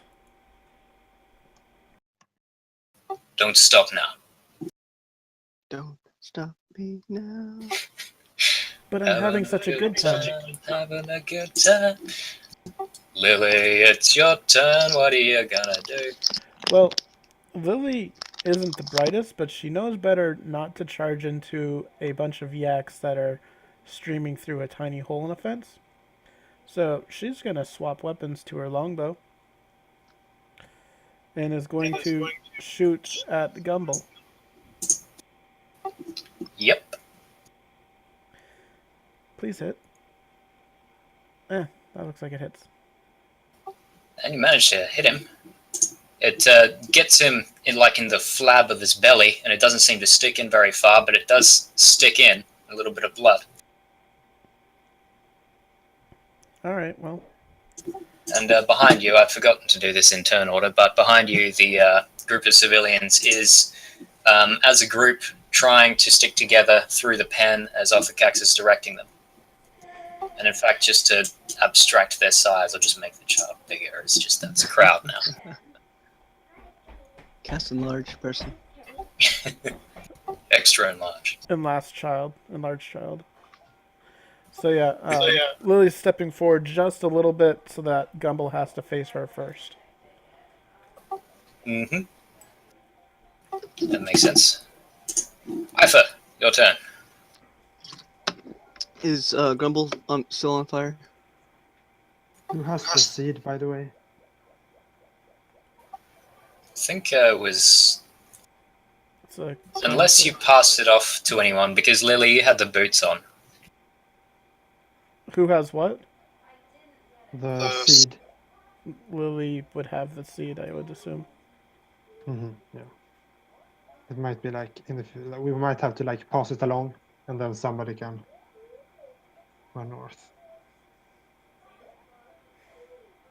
I don't know as if it's necessary at this point.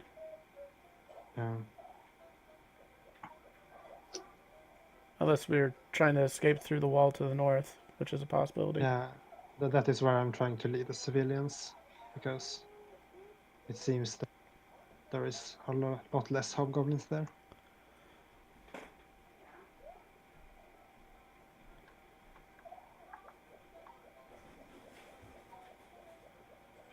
Either way, continue.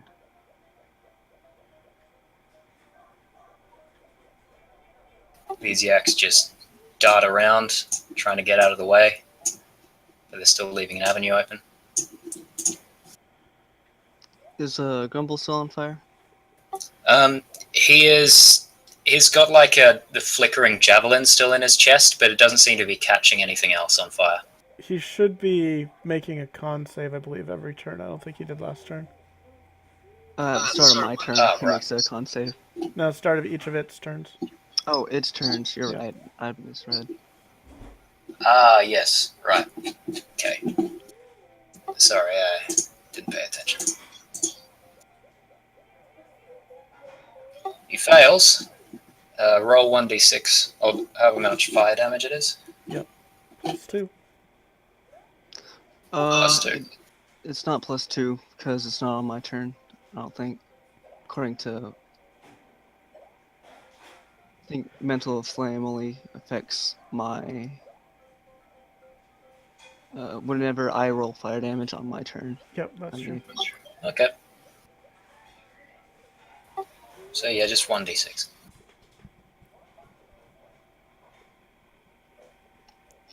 And you see the flame spread by the javelin starts catching more of his weird sort of leathers and hides that are strapped onto his chest. And Alright, so I'm going to just feed the flame further with Firebolt. Uh-huh. +2. And that'll hit. So that's 4 points of fire damage. He's knocked again. It's just sort of waving his arms around, trying to get this stuff off. And he seems to realize now that he's on fire. It's just, Mong, you stink of smoke! You stink of smoke! It's because you're on fire, stupid! It's just trying to pat down these fires, but it seems to be doing a goodly amount of searing to his flesh. And you can smell it from here. It's not pleasant. Etten steak. Lovely. And speaking of starts of turns, it's Gumblemonk's turn again, so New con he's going to save? make another con save. And this one he is going to pass. So he is no longer being seared. So he pats it down from the chest, just like tugs the javelin out of his chest, and it stops burning as he drops to the ground, covered in his blood. And he assesses the situation. He is not very happy about the wounds you put in him, both verbal and physical. But you can tell now that he's starting to slow down and really breathing heavily here. And Mung's gonna go, "We shall go! Too much blood!" Gumble says, "Not enough blood! We kill them all!" Mung goes, "No, we run! We hurt! Dog dead! We need new dog! We can make new dog from other things!" And it appears that if he does not make this, arbitrary wisdom save that I'm going to make him roll, because he's hurt and is probably going to die soon, and he fails it, so he's going to stand there arguing between his heads on whether to run or whether to keep fighting. Perfect.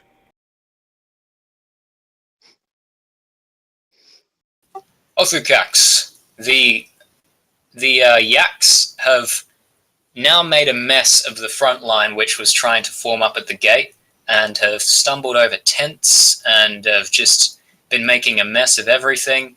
They're very panicked. They don't appear to be stopping very quickly. And in this opportune moment, the prisoners that you guys have been trying to save are creeping out of the cave and are up almost to where you are in the pen. And at this point, Juniper, Sakiv, and Honey Wasp are at the cave mouth, continuing their fighting retreat. They are still holding off the hobgoblins, though they are beleaguered as they are. And it does not appear that Andrew is with them. How healthy do they seem? It looks like Sakiv has taken a few more bruises. Honey Wasp has got a big gash in one of his arms, but he doesn't need both of his arms. And Juniper seems alright, but she can't handle them all on her own either. Okay. I still think it's best for me to stay up here with the civilians, because if they get assaulted from even one of the hobgoblins up here, many could die. So I'm not really sure what to do. I will move north. Rightio.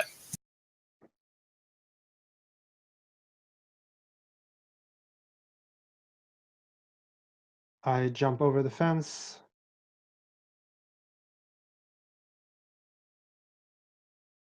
And I move, I guess.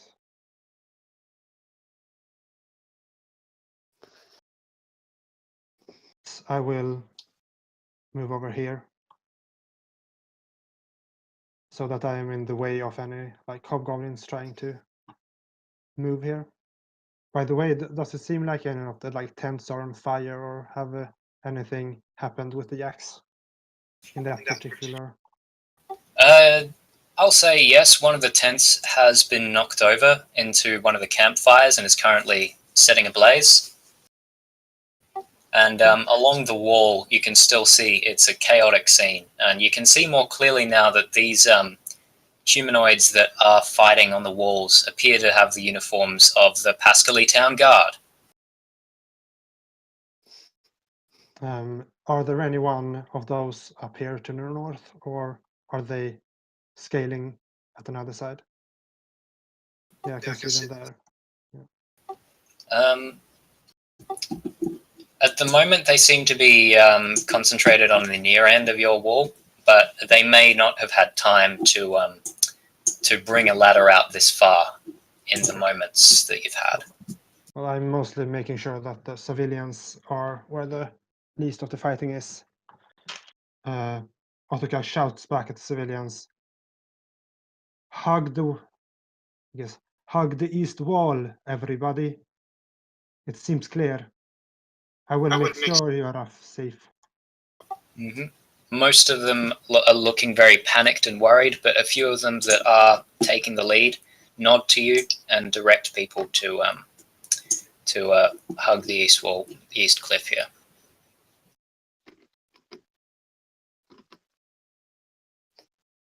You reckon they'll be able to get to the wall in about one more turn. Great.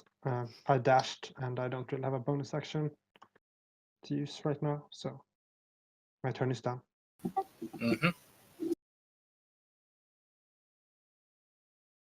Maximilian. He is going to take up his bow and without... oh, damn it. The guiding bolt is a level 1 and I already used up all my level 1s. Tell you what. You can use a higher level spell slot, usually get extra damage from it. Oh, can I heighten it? Yeah, that's a good point. Yeah, that's a free thing you can do. I can. Yeah. Awesome. All right, yeah, he's gonna level up his bow and drawing the string back without drawing an arrow, he's going to summon into existence a bright, shining arrow that glows like the sun, and he is going to shoot it at Gumblemung.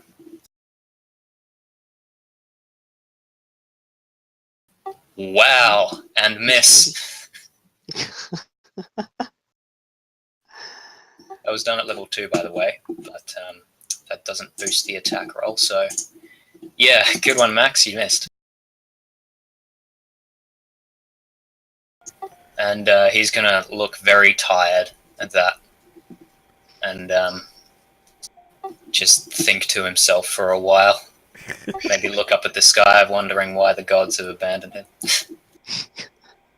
But not all hope is lost because it's Lily's turn. Picking her sword back up. Gonna run in. And eventually I'll remember that it's not spacebar to do the ruler again. Okay. And attack a thing. Roll to hit. I think that might hit. Well, that'll hit. Alright, at this point you take Gumblemung by surprise here because he is so distracted at arguing whether to leave or to stay. And you stick the sword right into the center of his belly and like dig it at least a foot deep into his fat. Let me help you make that decision.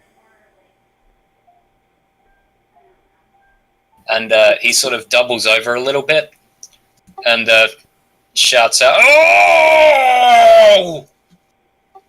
and pushes away from you, drawing out the sword, and it's covered in his dark blood. And it seems that you have helped him make the decision, because he raises up both his arms in an attempt to try and hit you. But that will not happen until his turn. But it looks like a good chunk of his blood has come out with this wound, and he's probably not got more than a few moments left in him. But he's just so pissed off and angry he's in a fight situation. And Eifer, it's your turn. Yeah, I'd start off with the firebolt. Launch it.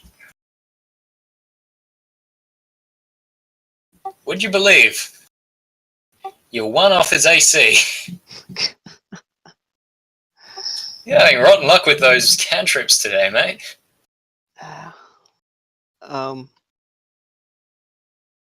So yeah, the firebolt slings past between his legs and hits the fence behind him.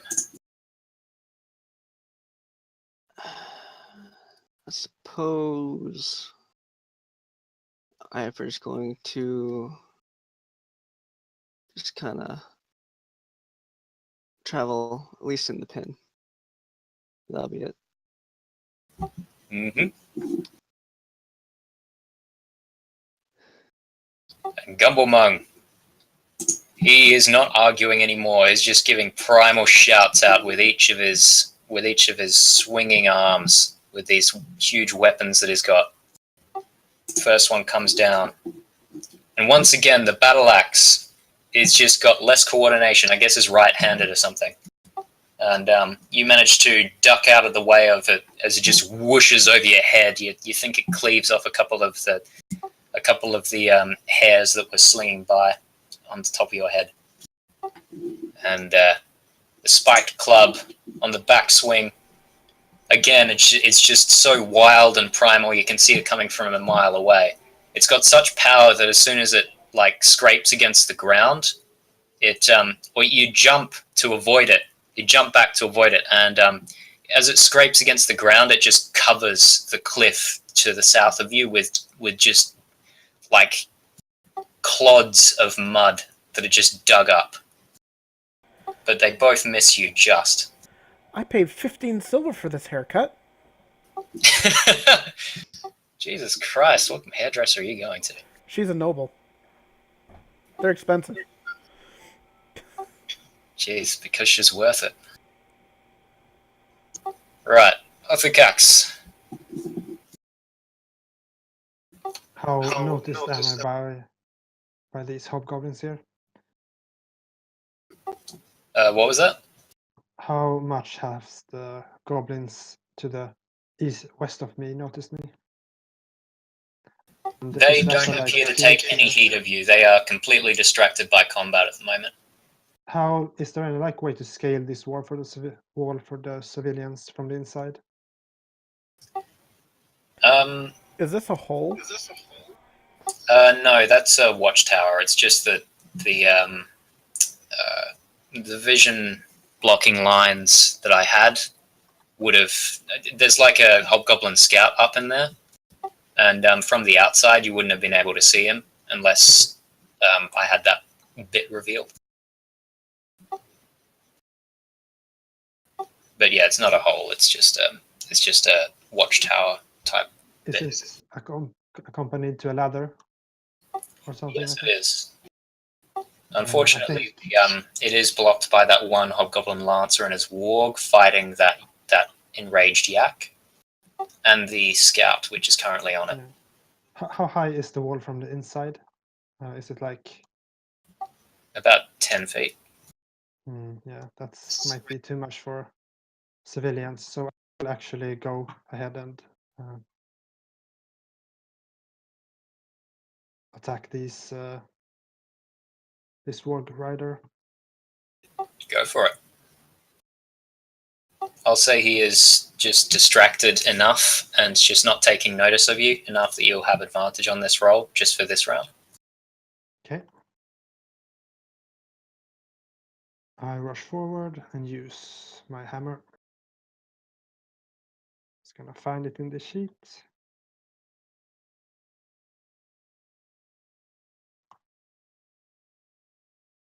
Yep, Othukkax luck. Good thing you had advantage. Yeah, 15. Mm-hmm. But so you managed to... The damage was not that great as well. So you went up with a jump to try and whack this guy over the head from the height that he is at, and you mistime your jump a bit, and the warg shuffles such that you just whack him into the leather armor on his back, and it sort of glances a bit. Doesn't do a lot of damage, but it still does give him a big old bruise. Yeah. And the crowd of people is up to the wall now. To the far east.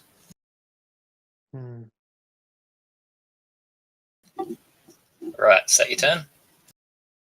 Yeah. Mm-hmm. Now I just need a way to get these people over the wall. Yep. The yaks have now made contact with this wall, so they're starting to barrel over these enemies here. But it looks like their momentum is slowing down a bit as they are coming up against obstacles that they can't really avoid. But they are charging through. Is the one at the north charging through all those goblins? This guy. It's currently still fighting with the warg and its rider. Yeah, I guess the humans are not. The yaks won't care who they attack, so general mayhem. Yep.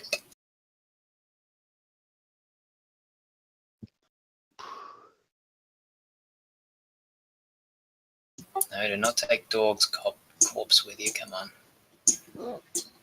So many tokens to move. This was a problem. Alright, that'll do it. Okay. Give the party a herd of yaks. Mm-hmm. And it's Max's turn. He's tapped out on spells. So he's going to try and... No, he's not going to... I don't want, as a GM, to kill Steel, but boy, oh boy, is Max tempted to shoot this thing. Shoot it. I'm fine with that. I don't want to die either. Mm-hmm. Makes sense. Tell you what he's going to do is he's going to cause the sort of weird, one of the stars in the sky just sort of twinkles, and these arcing bands of previously unseen energy sort of fade into existence in ribbons that sort of spiral into Gumblemung's chest, and then cause a sort of thud of momentum. Wow, that damage. A very small thud of momentum. Wow. I mean, he fails, so that's good, but it just seems to give him a bit of heartburn, I guess. That's a 1 out of 96 chance.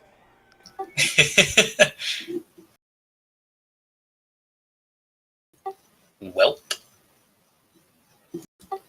No, it's actually just a 1 in 12, but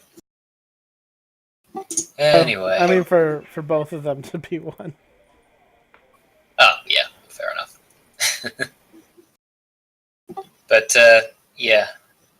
What he's going to do, he's going to come back here and start playing support for the rear guard. And Lily, that little chunk of heartburn has given you the opening you need.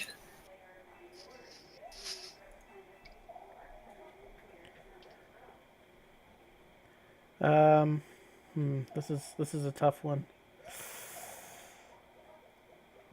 She's going to hit him. She's gonna look up at him and say, "Just kidding, Gumble. I'm the one who disparaged your mother." Stab. Nani? And how about you describe how he's already dead? She's going to dash through him with her. No, she's going to lop both of the heads off with one strike. Awesome. So you, with a flick of your wrists around the handle of your greatsword, you put it in a spin that arcs down and up, and with its heads jutting out like they are, with its slouch and bad posture, it sticks them out at just the right angle for you to get underneath the necks, and they feel two sliding chops as then these two heads just thud to the ground behind you, and you're able to step back quickly enough and get back to a guard stance as his body raises its arms to try and swing, and then just lets go of both of its weapons, slumps onto its knees, and then, with a big cloud of dirt, flops onto its front. She's gonna head basically straight north, trying to get back and help the others. And she's gonna call out, "Everyone, retreat! Get out of here as fast as you can."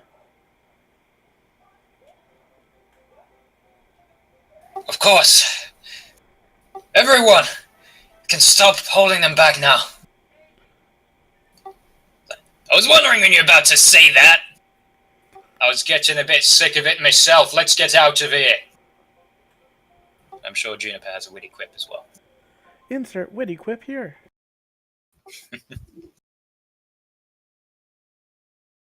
Eifer, the Etten has been ended. There's a chaos, like a maelstrom of yaks down and near the gate of the encampment and near the tents. Behind you are your friends holding off hobgoblins. To the north are the northeast are the crowd of people waiting at the wall for a way to escape. What do you do? I'm going to just kind of run over to the party and or the group. I'm just gonna hold action for a firebolt should to let everyone retreat behind him. Yeah.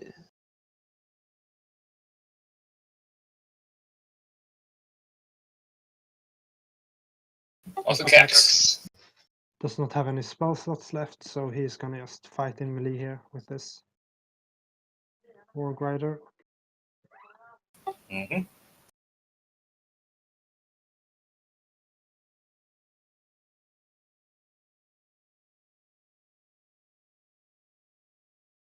Othukkax luck. Excellent. And that will not quite hit either. I love the narrative with your rolls. Alright, I've got a suggestion for you, Clay. Next level, take Lucky. just for the narrative side of it. Yeah, like I'm gonna take a next level Bard and Sword Bard. Alright, you're not quite to feet yet. Right,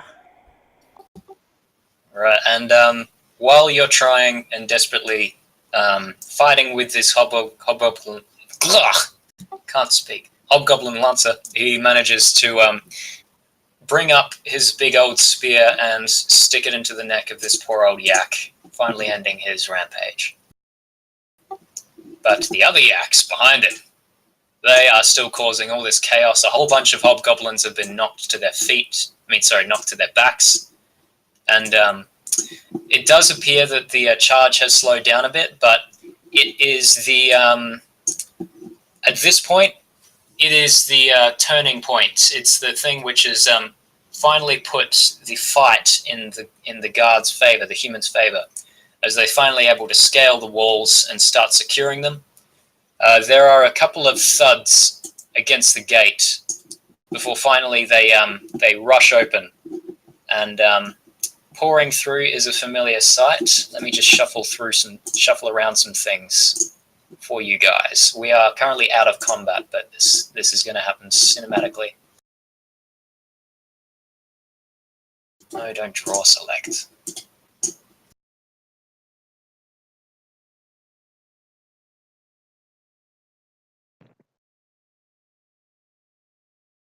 I'll just move all these guys out of the way. As a side note,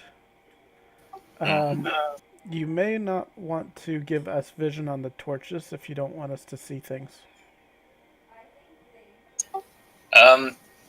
I deliberately made them such that you could see them because it's bright light from far enough away that you can see what's going on there. Well, what I mean is, I can control this torch, which means I can see everything even when there's a wall in the way. I should probably remove the player permissions from those torches. Yep. Yeah. Oh goodness, what's that? There is a way to make the torches still emit light, but not be allies. Yep. So, Yeah, I'll work that out for next session. It doesn't matter for this, but if it were enemies, it would probably matter a lot. So. Charging through the gate is a column of mounted guards headed by the captain of the guard himself in full armor and weapon, Guard Captain Hockett, flanked by a pair of elite-looking knights.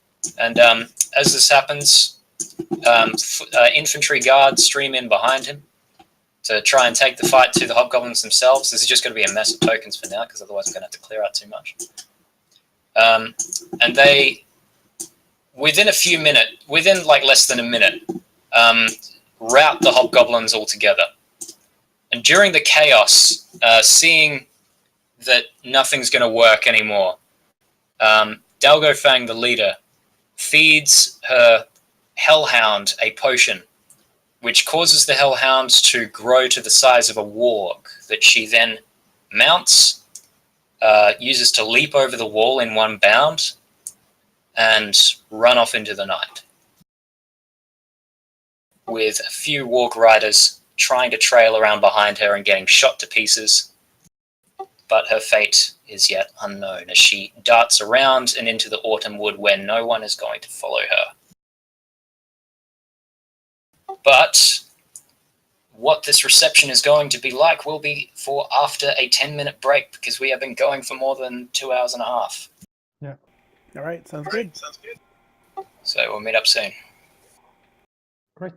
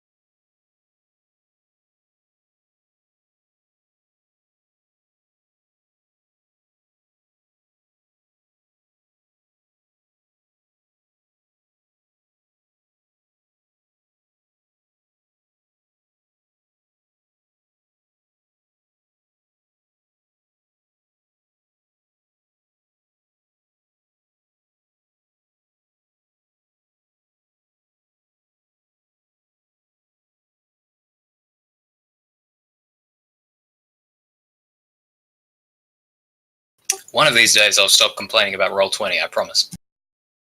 Nah.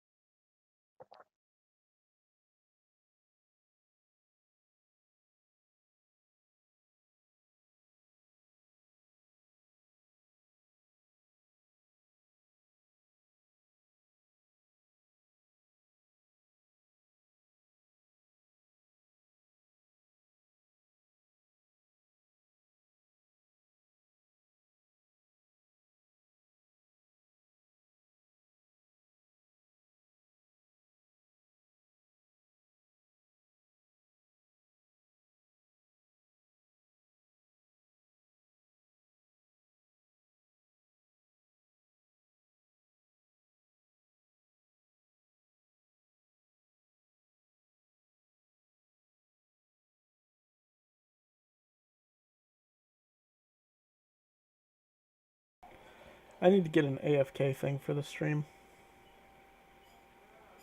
Mm-hmm. Like a standby screen? Yeah.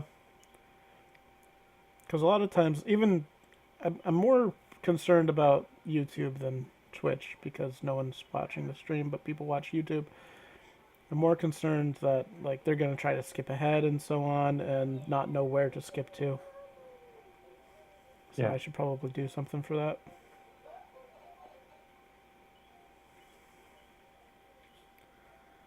I'll try to set something up for that later. If you are watching on YouTube, sorry. They can grin and bear it. As long as it doesn't Maybe bug agree. them too much. Unsubscribed. Because of the bugbears. Anyways.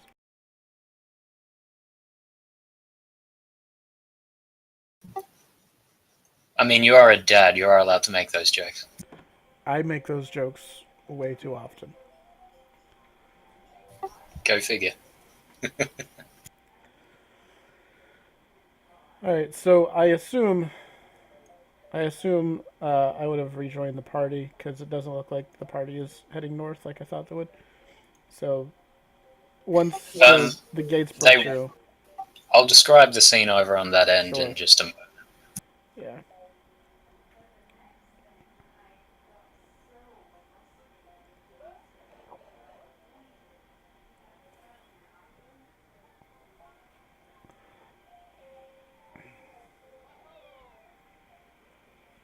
So how's everyone's day? Pretty good. Yeah. Did you get your second cup of tea, Mutton? It's steeping now. That's the only reason we have a 5-minute break is for the cup of tea, right?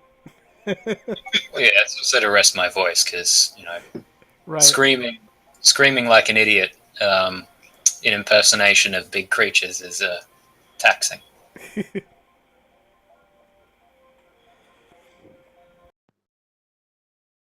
I'll just pour the milk and put away the bag, and then we can get started again.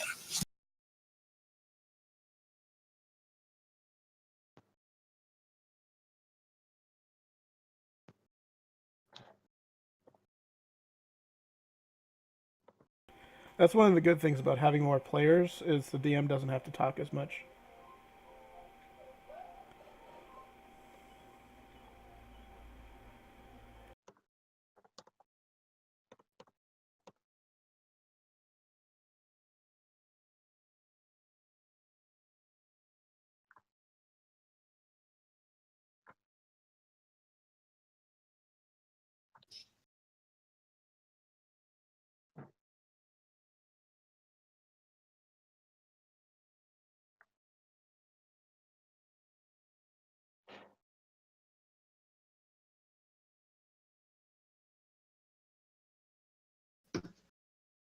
One thing I hate about getting snacks for the session is that when we finally do start, I get so eager to have food that I eat it all in the first 10 minutes, before we actually join in the game. So Got no discipline.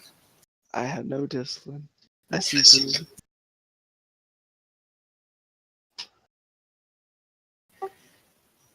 All I actually right. have ice cream. Oh, that's fine. Well, that'll fix it. Yeah. I actually haven't had lunch today, so I thought Yeah, we me had neither. something quick in the house, and we didn't. So, yeah, I'm alive for now. But Need like a bag of almonds for such emergencies or something. I know, right? I'm sure we have some someplace, but the wife gets these super expensive ones, all natural things that cost like 27 pounds of gold per bag or something, and it's just ridiculous. So I don't want to munch on those and make us go bankrupt. So My goodness. Just get regular almonds. Just switch them out. Might make a difference. But they taste 0.5% better. I think. We'll see how much of that is placebo. Nah, it's all about being natural and healthy and crap and whatever. Who cares about that? I mean, they're almonds, but anyway. I'm not going to be a cynic. I'm going to let you make your decisions. And your wife make her decisions. Anyway, so things are happening rather fast. When you slay this Etin and try to coordinate to get these prisoners out, you find that the gate has been breached by the Pascali town guard, headed by their captain and a few knights, with an overwhelming charge that is just a second wave to the tsunami that was the yaks barreling everyone over. They slash and cut their way through the hobgoblins like it's the right of the goddamn Rohirrim. And streaming in behind them are lines of infantry, town guard with spears and shields that form up and clean up after them and grab a foothold over the encampment. While this is happening, your fighting retreat out of the cave does repel the hobgoblins, and when you finally, when you get away from the cave mouth, the lot of you, the hobgoblins find the chaos outside, and the captain that is heading the push behind the hobgoblins assailing you orders in Goblin to defend the cave mouth and form up a shield wall, and so that gives you free reign to move across the ring and rendezvous with Othukkax, who's holding off the pressure from along the wall.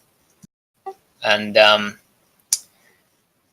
as the minutes pass, the bulk of the melee has died down rather quickly, and recognizing you as you are trying to navigate a way through the wall is the guard captain, who approaches you guys after recognizing your faces. So I'll just move you guys up to where you are. I'm going to assume you're going to be moving up north to protect the prisoners. Yep. Would I be right in that assumption? Yep.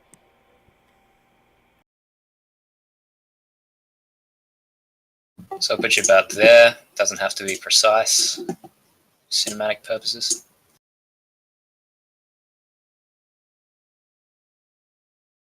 The knights are looking you over. These are... you don't recognize them, probably because they don't wear their full battle suit armor on a daily basis, but they regard you through the slits of their helmets with some recognition, so they may have met you before in the town, perhaps around Guard Captain Hockett's table. And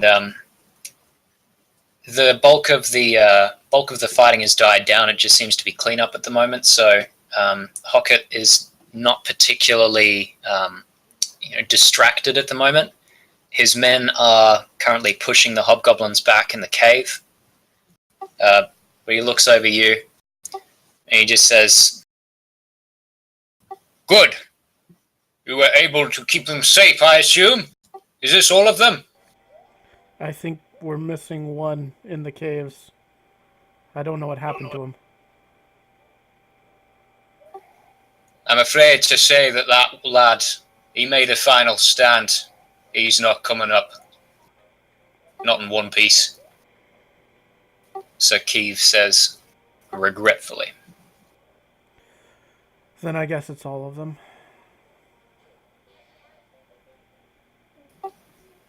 Excellent. I was counting on you for that one.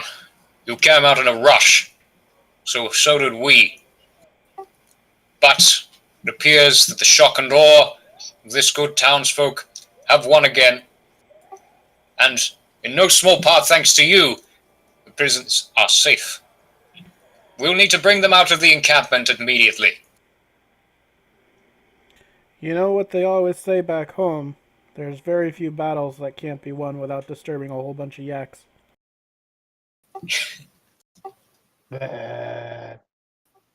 I'm going to assume that's some more local turn of phrase where you're from. Oh, yeah. So, there's no extra screen for this one just now, but once you guys are able to escort the prisoners out of the camp and get them into a safe location, there's food and water that the guards provide them, and blankets, the whole disaster relief scenario. You guys are given some treatment for your wounds and some water and food yourself. And Guard Captain Hockett stays up at the encampment to coordinate things for a while, but comes back after about 20-30 minutes to where you guys are situated. It seems to be a watched over makeshift encampment outside of the Hobgoblin encampment that the guards has set up just to help recover and just as a sort of field infirmary, as well as to help out the prisoners. Would you say we've got enough time for a rest here? You absolutely do. All right. Cool. I'm good. I'll spend a couple of hit dice as well if I have them.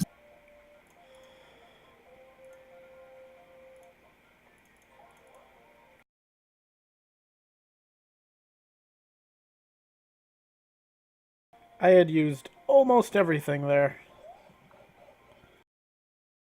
See if I have anything that's... Nope, everything is long rest for now. I recovered my javelin. Yep. Should I roll to recover my arrow? If you like. I'm kind of low on arrows. That's a 25. Is low a loss or... I think it's a loss. Yeah. I'll say lows is a loss. It's like 50% chance to regain, right? Yep. You can roll just a 1d2 in the future and say 2 is a recovery.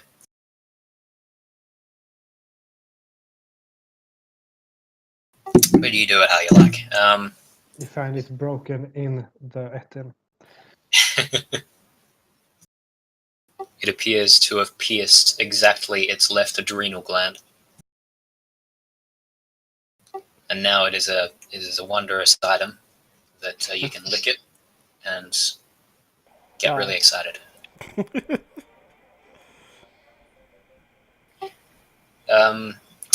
Eifer, is there any recovering actions or rest actions you'd like to take?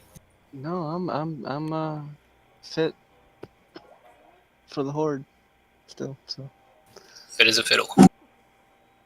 Mm-hmm. Yeah, Othukkax is good still as well. Sounds good. Eifer, we're for the Alliance, not for the Horde. Excuse me. Do you see these horns? This isn't Azeroth. Rah. That's literally the only WoW meme I know, so let me have it, please. Sure.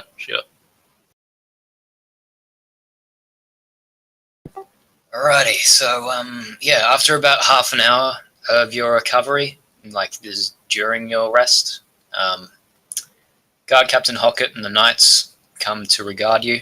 The Knights have their helmets off now. You didn't learn their names, but you definitely did see them before in the guard barracks.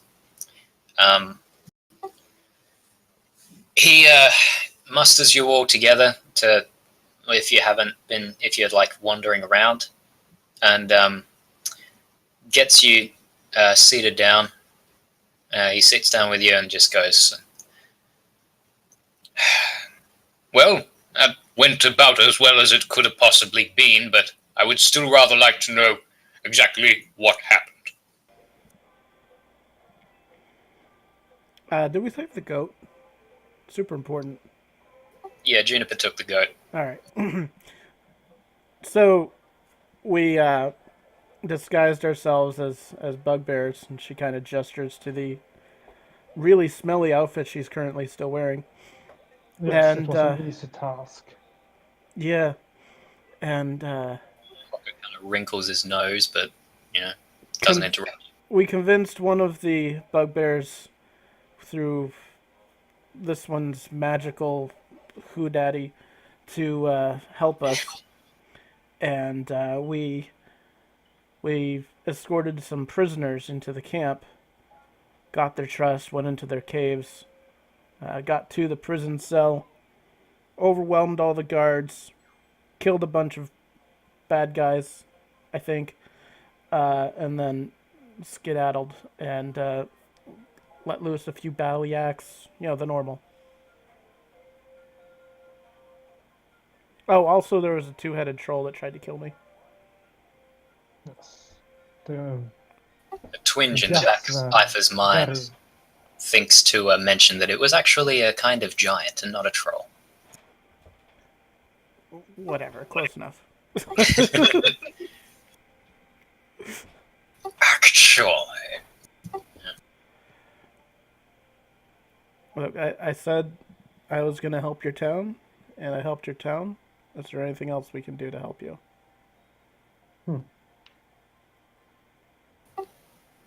With all due respect, Lady Colvin, you do not look like you could help yourself out of a burlap sack.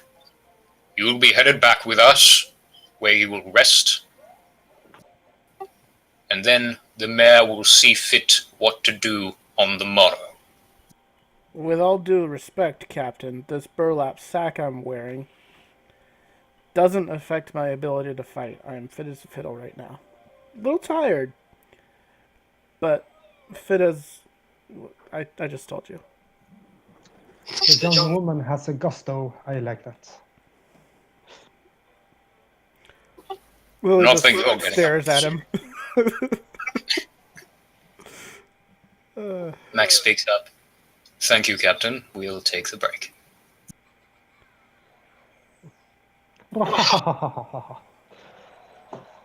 Is something funny?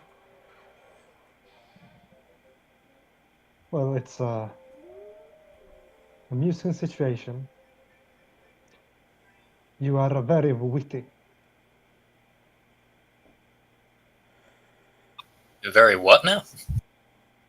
Witty? Our lady here has wit. Oh, right, witty. I try. Did you, by chance, see a gnome out and about? He was kind of standing guard for us, and we didn't want to bring him in case something bad happened. No. Yeah, he was about yay tall. The town drunk. Yeah, that guy. He's not drunk right now, though. We sobered him up. A town drunk gnome. What the bother is Yankovico Yov doing out here? If it weren't for him, we wouldn't have been able to find this place and rescue all these people, and all this would have been for naught. Well, we've been able to find the place, but, he helped a lot. The gnome might deserve a sheep or two. Maybe a After couple. all the trouble he's caused this town with his rancorous behavior. Captain, that gnome saved your town. Whatever troubles you had with him in the past, I request formally, as an envoy from my father, that you forgive them. He looks at you squinty with one eye. And then, in his thoughts, a couple of guards shout out from behind him, "Sir, We found this fellow lurking around in the bushes. And between their arms, dragged along basically, is the violet-skinned form little man that you all love and know, Yankovico Yov. That's him. He just says, I was not out here for any nefarious purpose. I swear I am not here about any criminal conduct. I'm here to help. I have been helping. And the guard captain just sort of stops him with a look. Looks at you guys. And calmly responds, I shall get the account of all involved and then pass my recommendation on to the mayor. Thank you. Give the man his Yankovico, sheep come here. kid. Yes, what, it's a bit difficult right now. I'm being manhandled. Stop manhandling the man. Guards let go of him. And Yankovico rubs his wrists. We found What do you something. need? Oh, did you? Or should I say someone? Like his eyes light up and just widen when he hears that little bleat. Little tears start glazing in his eyes. He just sort of his jaw flaps open and shut as he struggles to speak. He's like, "This cannot be."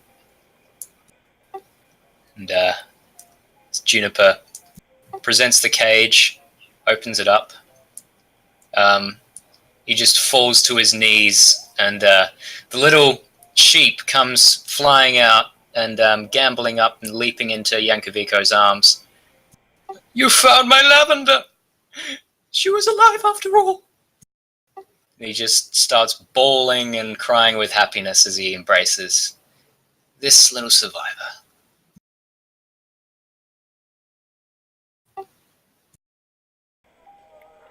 All right then. Right then indeed, the guard captain says, just not knowing what the hell to think of this situation. To the feast in our honor then, I guess. Is there really going to... Please tell me there's no feast. There's no feast, right, guard? Come on, Cap, there's no feast, is there? There's going to be a feast.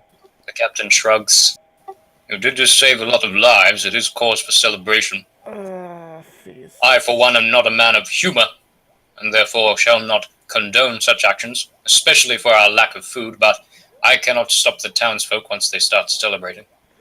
Actually, I don't know if you noticed, but there's a lot of yak around here. Yes. And I think some of them might be dead. Do you want to be a yak farmer? And they're probably super tasty. I think they might be valuable alive as well. Well, I mean the dead ones, because a few of them kind of got chopped up. The dead ones should provide plenty of meat. Unordinary amounts for this season, as the peasants don't tend to eat the meat too that much. Was my impression. It shall provide a good supplement, I think, in these lean times. If not just for the meat, then perhaps a few of them can be milked. We will herd them up and drive them towards the town. Well, that sounds like a good job for soldiers to do. I think we should head on out towards town as well. Any objections? No objections at all. Nope. Meh. Well, that went swimmingly, and no scratch on my back. I had a couple of scratches, but Yes, I can see that, but you seem healthy enough. Thanks to Father Max, I still live. Hmm. For now. It was a combined effort, Max says, as he doesn't quite turn his head to the rest of you. Yeah. You all performed to your utmost, and I admire that. And after a while, it's the middle of the night, but you guys are still escorted with the prisoners back to the town, simply because they need medicine, and they don't have all their equipment they need, and they probably want to get home as fast as possible as well. You guys are brought back to town before dawn, and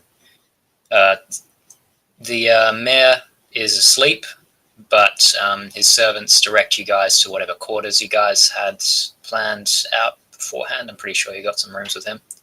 Yeah. And you're able to settle down into sleep for a few hours until you are woken up with breakfast served at your door. And Thank you, Salpu. yes, some have retainers to give them the breakfast as well. Yeah. I think Othukkax would at least greet the elephant, because that is as they came home. Quick reminder, because it's weird. We've got slightly different long rest rules, so we get our half of our health or hit die back, but we don't full regain HP. So you're gonna have to spend a hit die to regain HP or spells. Yeah. That's right. Stop that right now. So. Yeah, I'm gonna use a.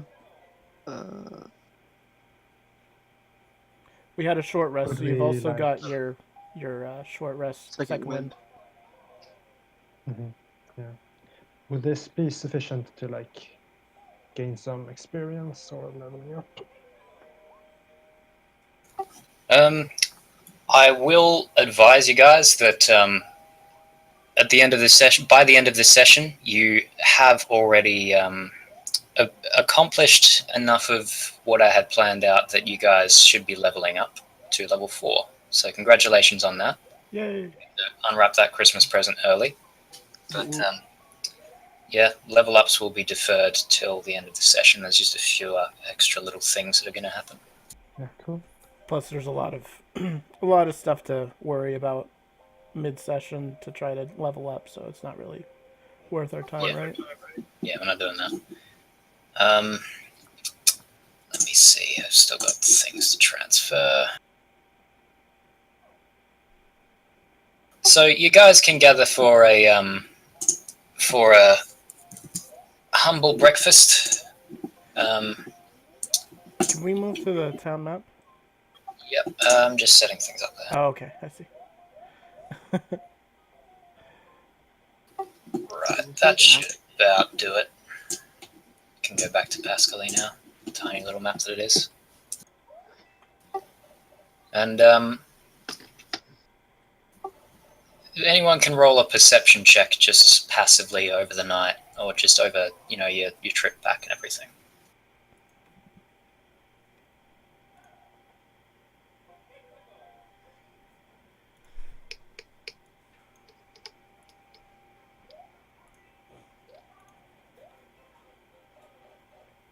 Well, those are rolls.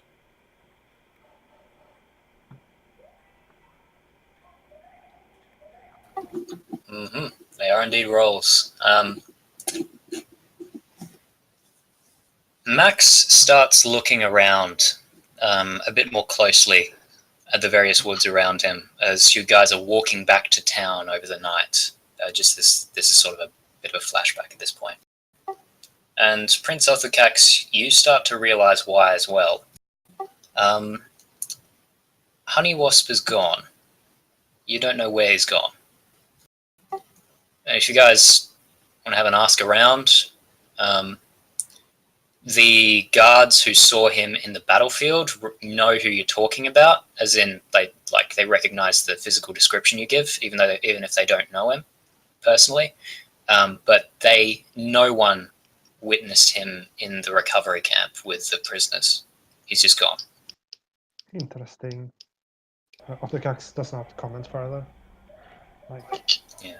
Look, to the their own. guy just fought alongside of us. He deserves his privacy. I'm not too worried. Yeah, Max will remark to everyone that he doesn't know where he's gone. But the man Yeah, seemed to well, be a free spirit. Perhaps he just wished to regain that independence as soon as possible. He probably enjoys feasts as much as I do. Yes. hmm. So you guys greeted at breakfast by Mayor Basson, and one of the faces that you recognize from the prisoners that may or may not have been picked up. She was sort of very pale and in shock during the whole experience the previous night, but you definitely recognize her with a bit more color on her face, despite the fact that she's now caked in makeup and with a fresh new dress on. It's a dwarven woman about Mayor Basson's age, and yes, you can get baths while you're there before you go to bed. But yeah, joining Mayor Basson today is his lovely dwarven wife Viridia, who is not the brightest of suns in terms of beauty, but does have this like constant stern look about her, which is very in contrast to her attitude during the escape. But Mayor Basson greets all of you guys with just such a broad smile on his face as he holding his arms out, ready to just like shake all your hands very firmly and say, excellent work, all of you. I was told what Guard Captain Hawkins said to me, and he sent me his reports about all your valorous efforts, and I should think that you deserve every praise that could be piled upon you at this moment. You've saved such lives today. You've saved such hopes and dreams, and my lovely wife as well. And I am in such a debt to you that I do not know how I could possibly repay it, short of all the hospitality I could give you if possible. That is at my disposal. Mayor, we just did our job. Just like any soldier. He's free to reward us by himself, I think. Well, sure, if he wants to give us, I don't know what sort of treasures he got, but we don't deserve any massive amounts of praise or whatever. We just Well, did I our job. certainly do, actually. Please continue, Major. Well, it just so happens that I requested Guard Captain Hockett to reimburse you for your valor, and upon a good stern conversation with him, he is a rather stern fellow, I was able to procure some reclaimed loot from other lands of the King's Plateau that the hobgoblins had brought with them, and we have reclaimed the town's property, of course, but it stands to reason that a good amount of the surplus should go to all of you, having contributed to the saving lives and all such and so on. And on top of this little material stipend, and as just a gesture of respect, it turns out that the high priestess here in the temple, well, not high priestess. I cannot.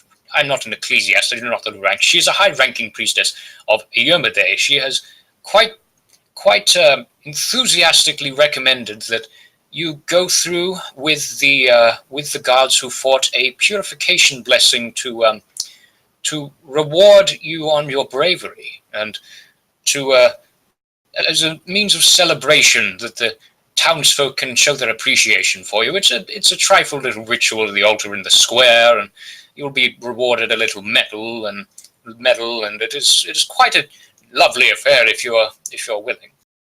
How much of a ceremony is this? Are there real powers involved? Well, it depends, really. There are times in legend where it's granted a sort of springboard effect to various heroes of the land, but It is more of a ceremony that is done whenever there is a battle won, and it is good for morale as well. Whatever's good for the kingdom is good for me. If it's just symbolic, then I will attend. Mayor, We'd be honored to join. Did you get what I said about Yankovico? Oh yes, Yankovico, you're quite an unexpected turn. That everyone knows him as a bit of a troublemaker ever since he lost his herd, but it seems that he has just had a great turnaround in attitude all of a sudden. Ever since he's got that little goat kid, that he calls it Lavender, he seems to have gotten a new lease on life. He has taken some of his savings and purchased himself a small herd of goats, and has taken to the slopes again now that they are secure of the hobgoblin menace. Did Haka pass on my request? Yes. He was a bit late on some fines he was to be paying for his misdemeanors, but they have all been waived as such here on into the future. Thank you. Now, as for your reward, a couple of servants' trolleys come out with some sacks and some interesting items upon them that get your pens and papers out, everyone, because I'm about to give you a reward. Yay! Where's our loot? There it is. I'll write this down in the party loot, guys. Mm-hmm. So, you guys get a few sacks of what appear to be foreign coins. A lot of them appear to be from the island trading nation that I have yet to give a name to, but exists as a sort of common currency, as well as what appears to just be some roughly cut pieces of coin that you can trade in for a proper currency. They amount to 1,900 copper pieces, which you can trade out on the town if you like, as well as all these. 1,100 silver pieces, 50 gold pieces, a small chest of pale blue chalcedony stones. They number 8 in total, and they're each worth 50 gold, so that'll be 400 gold in total, which all of that material wealth amounts to 579 gold pieces. Wait, is 579 in addition to... No, that's total. Okay. And also, along with them, there are a few very odd-looking details. One item, what appears to, along with the chest of the chalcedony stones, they're sort of slotted in these sort of square slots. And in a few of those slots, instead of chalcedony stones, there are vials. And one yellow gem, which looks very different to the others. Because this is like long rest situation, you can identify them easily. One of them is a potion of animal friendship. Another is a potion of greater healing. And the gem, what appears to at first be a yellow diamond, has this little sort of swirl of black dust that seems to lively swim around within it. And you identify it as an elemental gem of earth.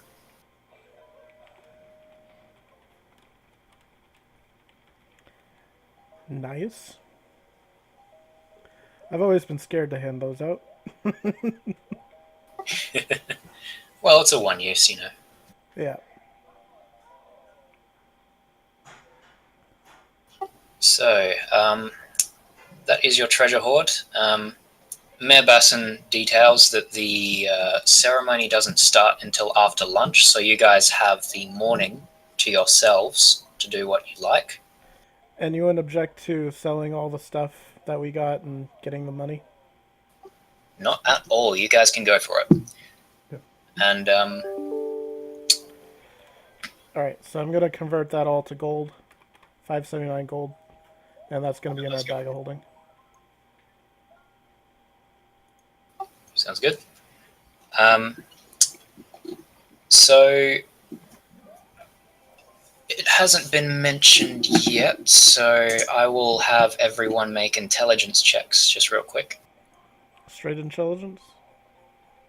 Yep.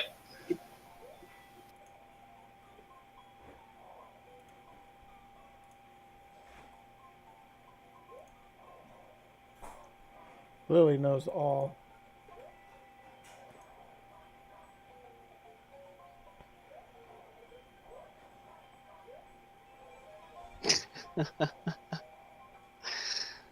Alrighty. So, actually, have Juniper roll an intelligence check as well. I did. She got a 6.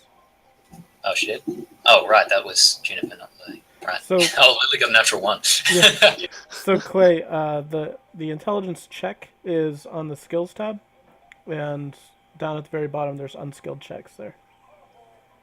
Yeah, cool. Yeah, I think it it's was no the difference. same modifier because you're not proficient in intelligence saves, but Once you get like something that gives you bonuses to saves, like your robe of resistance or whatever it's called, that might matter, but for now it doesn't really matter. It might matter Yeah. to me because of my... No, it wouldn't, so it doesn't matter. All right, you're a bard, so you get you get +1 to it, I think. Yeah, that might be true. okay. I got a 3 then. Yeah. Yeah.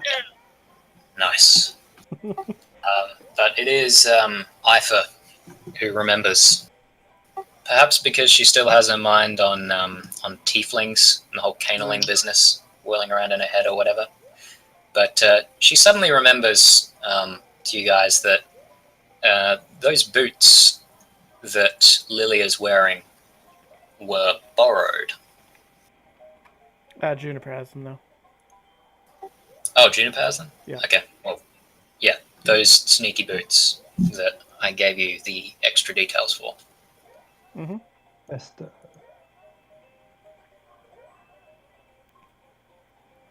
Do you tell everybody, Eifer? Yeah. I'll. Yeah. I'll. Then we better return the footwear to the lady. Well, I am not a fan of not honoring my deals. I think his name was Wallace. That's what the bag of holding says. Yeah, I asked the bag of holding. It said its name was Wallace. Yeah, that was the name of the tracker.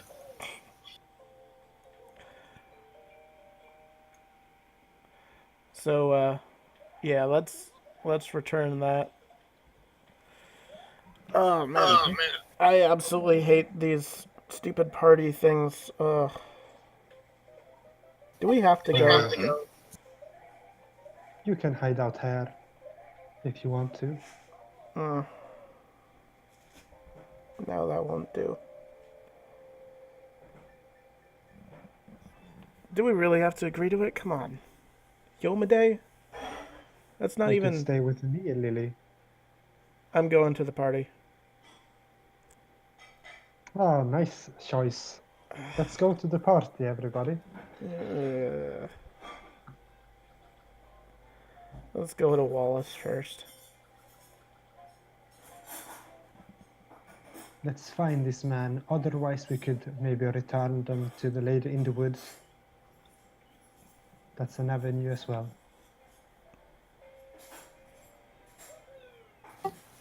She gave us something different, right? She was the one who gave us the boots. Huh. Or they were Wallace's boots, right? And then we had, That is I don't because remember. of the effect on them. I rolled a natural one. I don't remember. They were given to us by her. Their effect is the same as the ones Wallace has had. I don't know if he has a boot as well. A pair of them. Perhaps they are the same pair. Perhaps there's a lot of magic in this world. Well, we could check with him first, and then Let's find ourselves this tracker, Wallace, again. We got enough time to do all this, right? Yeah, you're definitely going to have time to find Wallace. It would Yeah. probably take a bit more out of your day to go find Tanglebraid's Glade, but Wallace is much easier. Oh yeah. Well, I'm not in any hurry to get to any party from this town, so I'm okay with taking more time out of my day and going up to the Glen or wherever it was. If all you guys are. What would you guys like to do? Let's go to If you Wallace want. first and then head on out. Yes, let's find Wallace. He seemed to know the lady in the woods. We don't have to go all the way there. He can be our go-between. What if They I seem want to see trust her each again? other. Well, then that would come when that comes up. Let's go find Wallace. Alrighty. Wallace is not far from where you found him last time. He's easy enough to find. When you find him, he does seem to be in a bit of a rut. He's like got a mug of ale in his hand. He's drinking in the morning, and he just sort of has got his other hand on his forehead and just sort of leaning and staring at a table. But as he looks up at all of you guys, he tries to put on a smile. And Copper for your thoughts? what was that? Copper for your thoughts? I don't have much to think about, unfortunately. What's up? My boots disappeared. I knew that they could be taken at any time, but it just woke up didn't even... They just went missing at one point last night. Don't know where they went. And don't get me wrong, I can still hunt, but they made my life much easier, much more bearable. That's odd. About what time did they disappear? I noticed sometime in the late afternoon, and he correlates pretty closely the time where you guys acquired the boots.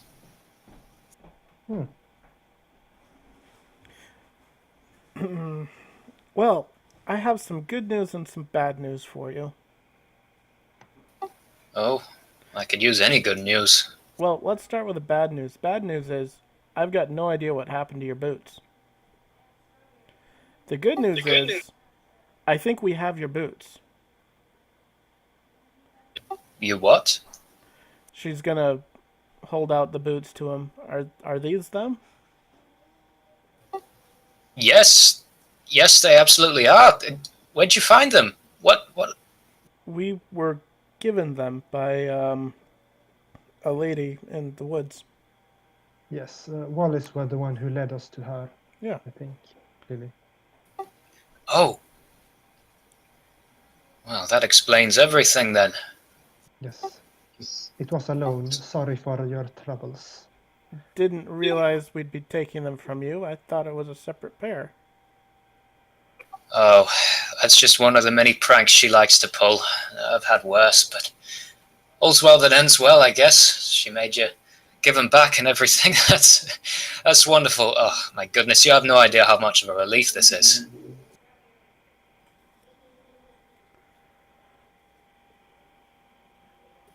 Thank you very much. They definitely helped. There's gonna be some big old hoodaddy going on soon. bunch of people and Yomedai and Feel. I don't know all the details. None of that Yes, would be possible without those boots. Oh my. Well, I suppose it was a good thing that they got lost for a while, wasn't it?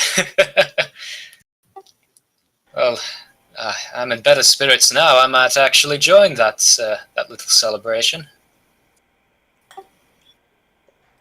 But that was good of you to do what you did, helping the townsfolk like that. Don't mention it. That's just what I do. Right, well, he takes the boots very gratefully. But just know you had a big hand in this too. This is something that you helped us with. If we didn't have those boots, who knows what could have happened? We could have. Lily, I think you are overplaying their importance a bit much, but yes, it's all everyone plays a part. Like, you know, it's not just the people out there fighting. You know, they get all the glory. It's not fair. I understand. Look, I'm a humble man at heart, and I do appreciate the credit you're giving me here. But the pomp and circumstance, the ceremony, the fame, it's enough for me to know that I've helped. I don't need all the attention, but thank you. I appreciate it. Well, there are all kinds of men in the world. And then Othukkax smiles at him. Just a grin that says, I will gladly take all of your fame. So, I guess we don't need to go see the lady in the woods anymore. No. No, don't need to. And I was hoping I'd be able to get out of that whole parade and junk. Yeah, we could always move out of here. We could, but they said it was good for morale. This town needs all the morale they can get. How noble of you, Lady Lily. Don't call me that. What do you want me to call you then? Lily. Just call me Lily. Yes. Alright. Max speaks up. It'll only be for a short while. These abbatic ceremonies tend not to drag on too much, unless it's the, Sunday hymns, and they tend to drag on, but this is nothing like that, I assure you. You could just stand around for a while, take on the attention, and then go on your way, do whatever you like. Well, it's not like I haven't done this type of thing before, Father Max. I know how it goes. Exactly. So, let's go. Let's meet our doom.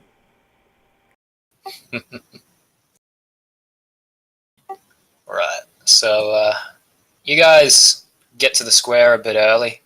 You're able to get something to eat and mingle around a bit. Thank goodness, because I am not doing this on an empty stomach. Ugh. Yeah.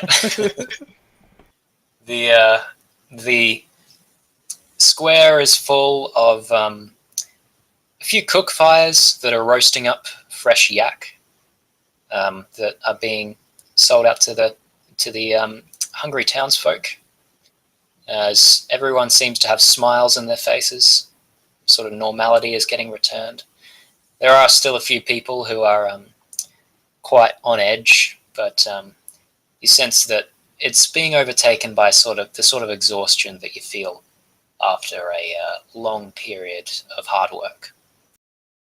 And everyone, there is a very generally jubilant atmosphere, and set up in around about the center, or a little closer to the mayor's house, so that there's a better view from all around, is a makeshift wooden platform with what appears to be an altar upon it that has on a couple of metal hooks this ceremonial longsword.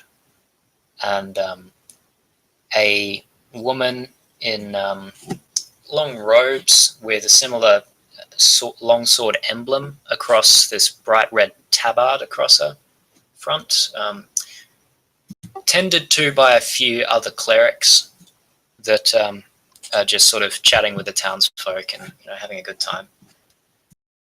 Eventually, the mayor gets up on stage, hushes everyone down, and delivers an out-of-the-can speech, to be all honest about it. Like, he's a good orator, but he's not a good writer of speeches and things. So it's a bit droll, but all the same, everyone's excited and happy to be there. So, they extol the virtues of bravery, and the speech congratulates you all by name.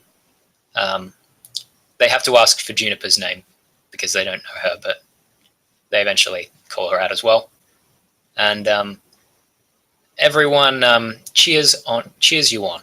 And then he passes on to the priestess, who begins the rite of purification upon you. So each of you is pinned onto your chest a small brooch, which is also in the shape of the longsword, which is Iomede's holy symbol.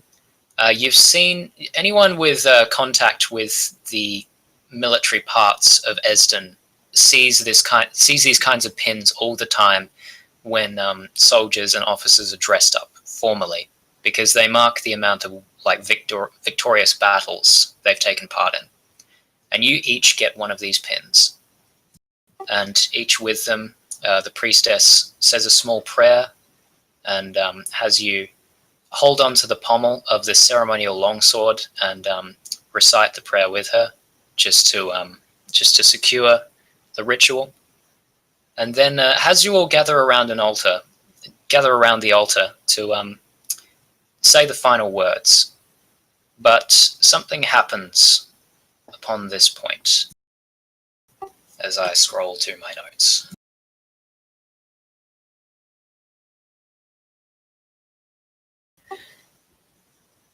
At the tail end of this ceremony, the head priestess of the altar looks worried, like she's remembered something she was meant to do earlier. Her expression turns to fear as this sort of shadow casts over the entire area. It's only a light shadow, like a cloud passing over, but it's weird in that it desaturates the colors and everything until only the most vibrant ones survive as some crippled, dull imitation of what they were before. People are murmuring about you in the crowd, sort of wondering what's going on for a while. And there's this weird, sinister unknown to the air. And in a sudden jerking gesture, the priestess throws her head back and breathes in this wheezing breath. The entire left side of her body starts to flicker with these blue and purple flames that are almost invisible, like gas fires, but they're coming out of nowhere and they're radiating this intense heat that you can feel from where you stand. Is this one of your gods? And before any more replies can happen, the left side of her entire left half, split down the middle, the entire left half of her skin crackles and blackens like a burning marshmallow. And her hair on that side, previously this sort of dark brown, goes completely bleached white. And this priestess doesn't scream somehow. Instead, she talks with this alien voice that reverberates from everywhere, and you can't block it out, even if you cover your ears. It just is present in a fact of your thoughts. This kingdom rides on the fate of a now imperfect thread. Where Pharasma's work frays, there weakens the boundaries between worlds. The old warlords thirst for blood of their descendants to wake them back into reality, and with them come their loyal armies. The kingdom must fight and win like ages past. The mortals must renew the pact, sealing the evil behind a wall of wood.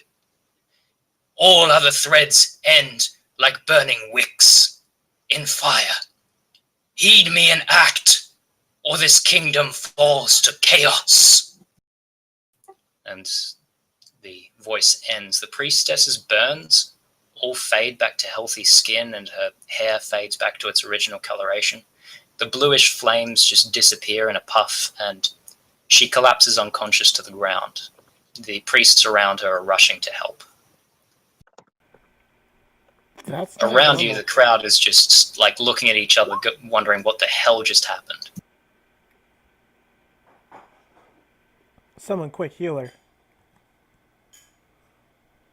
And Max steps forward and tries to figure out what's going on.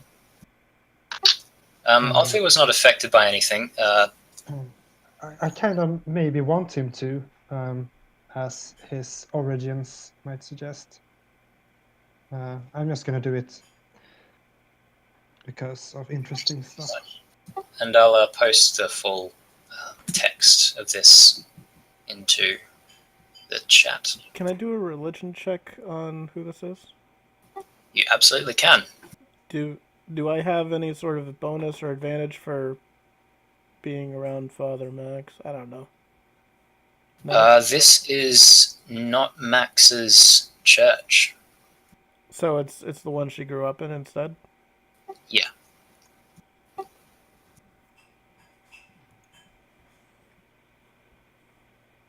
Right, so both Lily and Eifer recognize this portent, or at least the manifestation of it.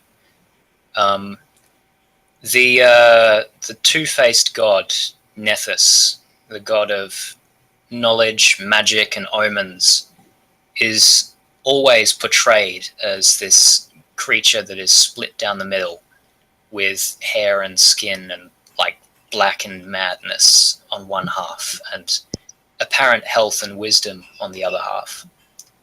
You definitely know that this god is known to be sort of this aspect of madness and knowledge where he has all the intelligence and omnipresence of the world, knowing everything, but it has driven him mad. So he cannot act upon his knowledge. He can only speak in these weird blurred tones. And these kinds of omens, they haven't happened since like stories were told about them. But this is definitely similar to other times where he's given a very reliable prophecy. Cool. Othukkax moved away as the presence appeared, I think. But he managed to shake off his... So what was Othu resisting here? Was he going to try and smite it or something? No, like the presence of the god of the like the other side of the war and stuff. Okay. His inherent traits of being what he is. Right. Yeah, and I should mention as well, the Nethys is part of the Abadic pantheon, which is one of the pantheons in Esden, the sort of more noble one, or the one that's, respected by more nobles than commoners. It's as opposed to the Erastic pantheon, which Max is a cleric of. But you guys can read up in it in the handout. Lily is going to look around for... is the mayor up on the stand with us? Yeah, he has gone ghostly white. Yeah, at this. She's going to walk over to him. It's going to be fine. We will hopefully take care of this. This is an omen from one of the gods of the south, where I'm from. It's not great, not gonna lie, but it's not like we're all gonna die right now. Okay, it's okay. If you want to take full responsibility for this, then you by all means can. I have no idea where to go from here. That is not something I expected to see today. Me neither. Is the priestess well? Father Max, how's she doing? She yet lives. Yeah, she was I fine. do not detect any physical malady. I believe she has just been knocked unconscious. Do you got any smelling salts or anything to bring her back? The clerics, one of the clerics speaks up, is like, we have some in the temple, perhaps we can go and send the lady to her bed and wake her up and ask what exactly she saw. Sounds like a good idea. We should say something to the people. Someone quick, tell me what to say. I'll talk to them. Come on, guys, come on. They're gonna go Promise crazy. me that there would be no gods here. That the ceremony was empty without power. Well, evidently that's not the case. There was a god here, so let's tell the people something to calm them down, and before we start a panic. I will recluse myself.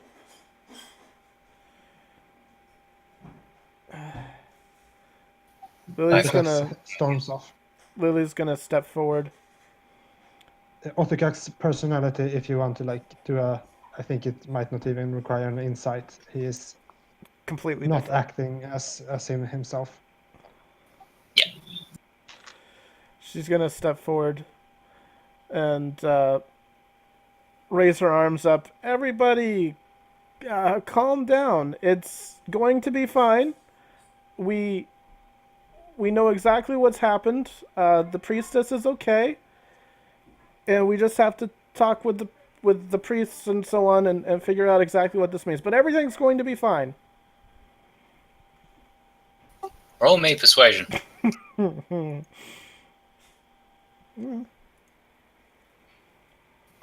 Okay, it's a bit hard to talk over the din of everyone kind of freaking out, but enough people listen to you to sway the crowd to not, have one person scream out, "We're all going to die," and then everyone running. Everyone seems to just be trying to recover from shock. Yeah, that did the trick. Out of my way, peasants. Othukkax is speaking in a foreign language and pushing through the crowd. Mm-hmm. And with that piece of extra information, we are at the end of the session. All right. Awesome. Good game, guys. GG. Great. GG no re. Yeah, Lily's like, I can't cut it with a sword. I don't know what to do. All right. Thank you for the session. I'm going to end out the stream. Yep. I'll go now.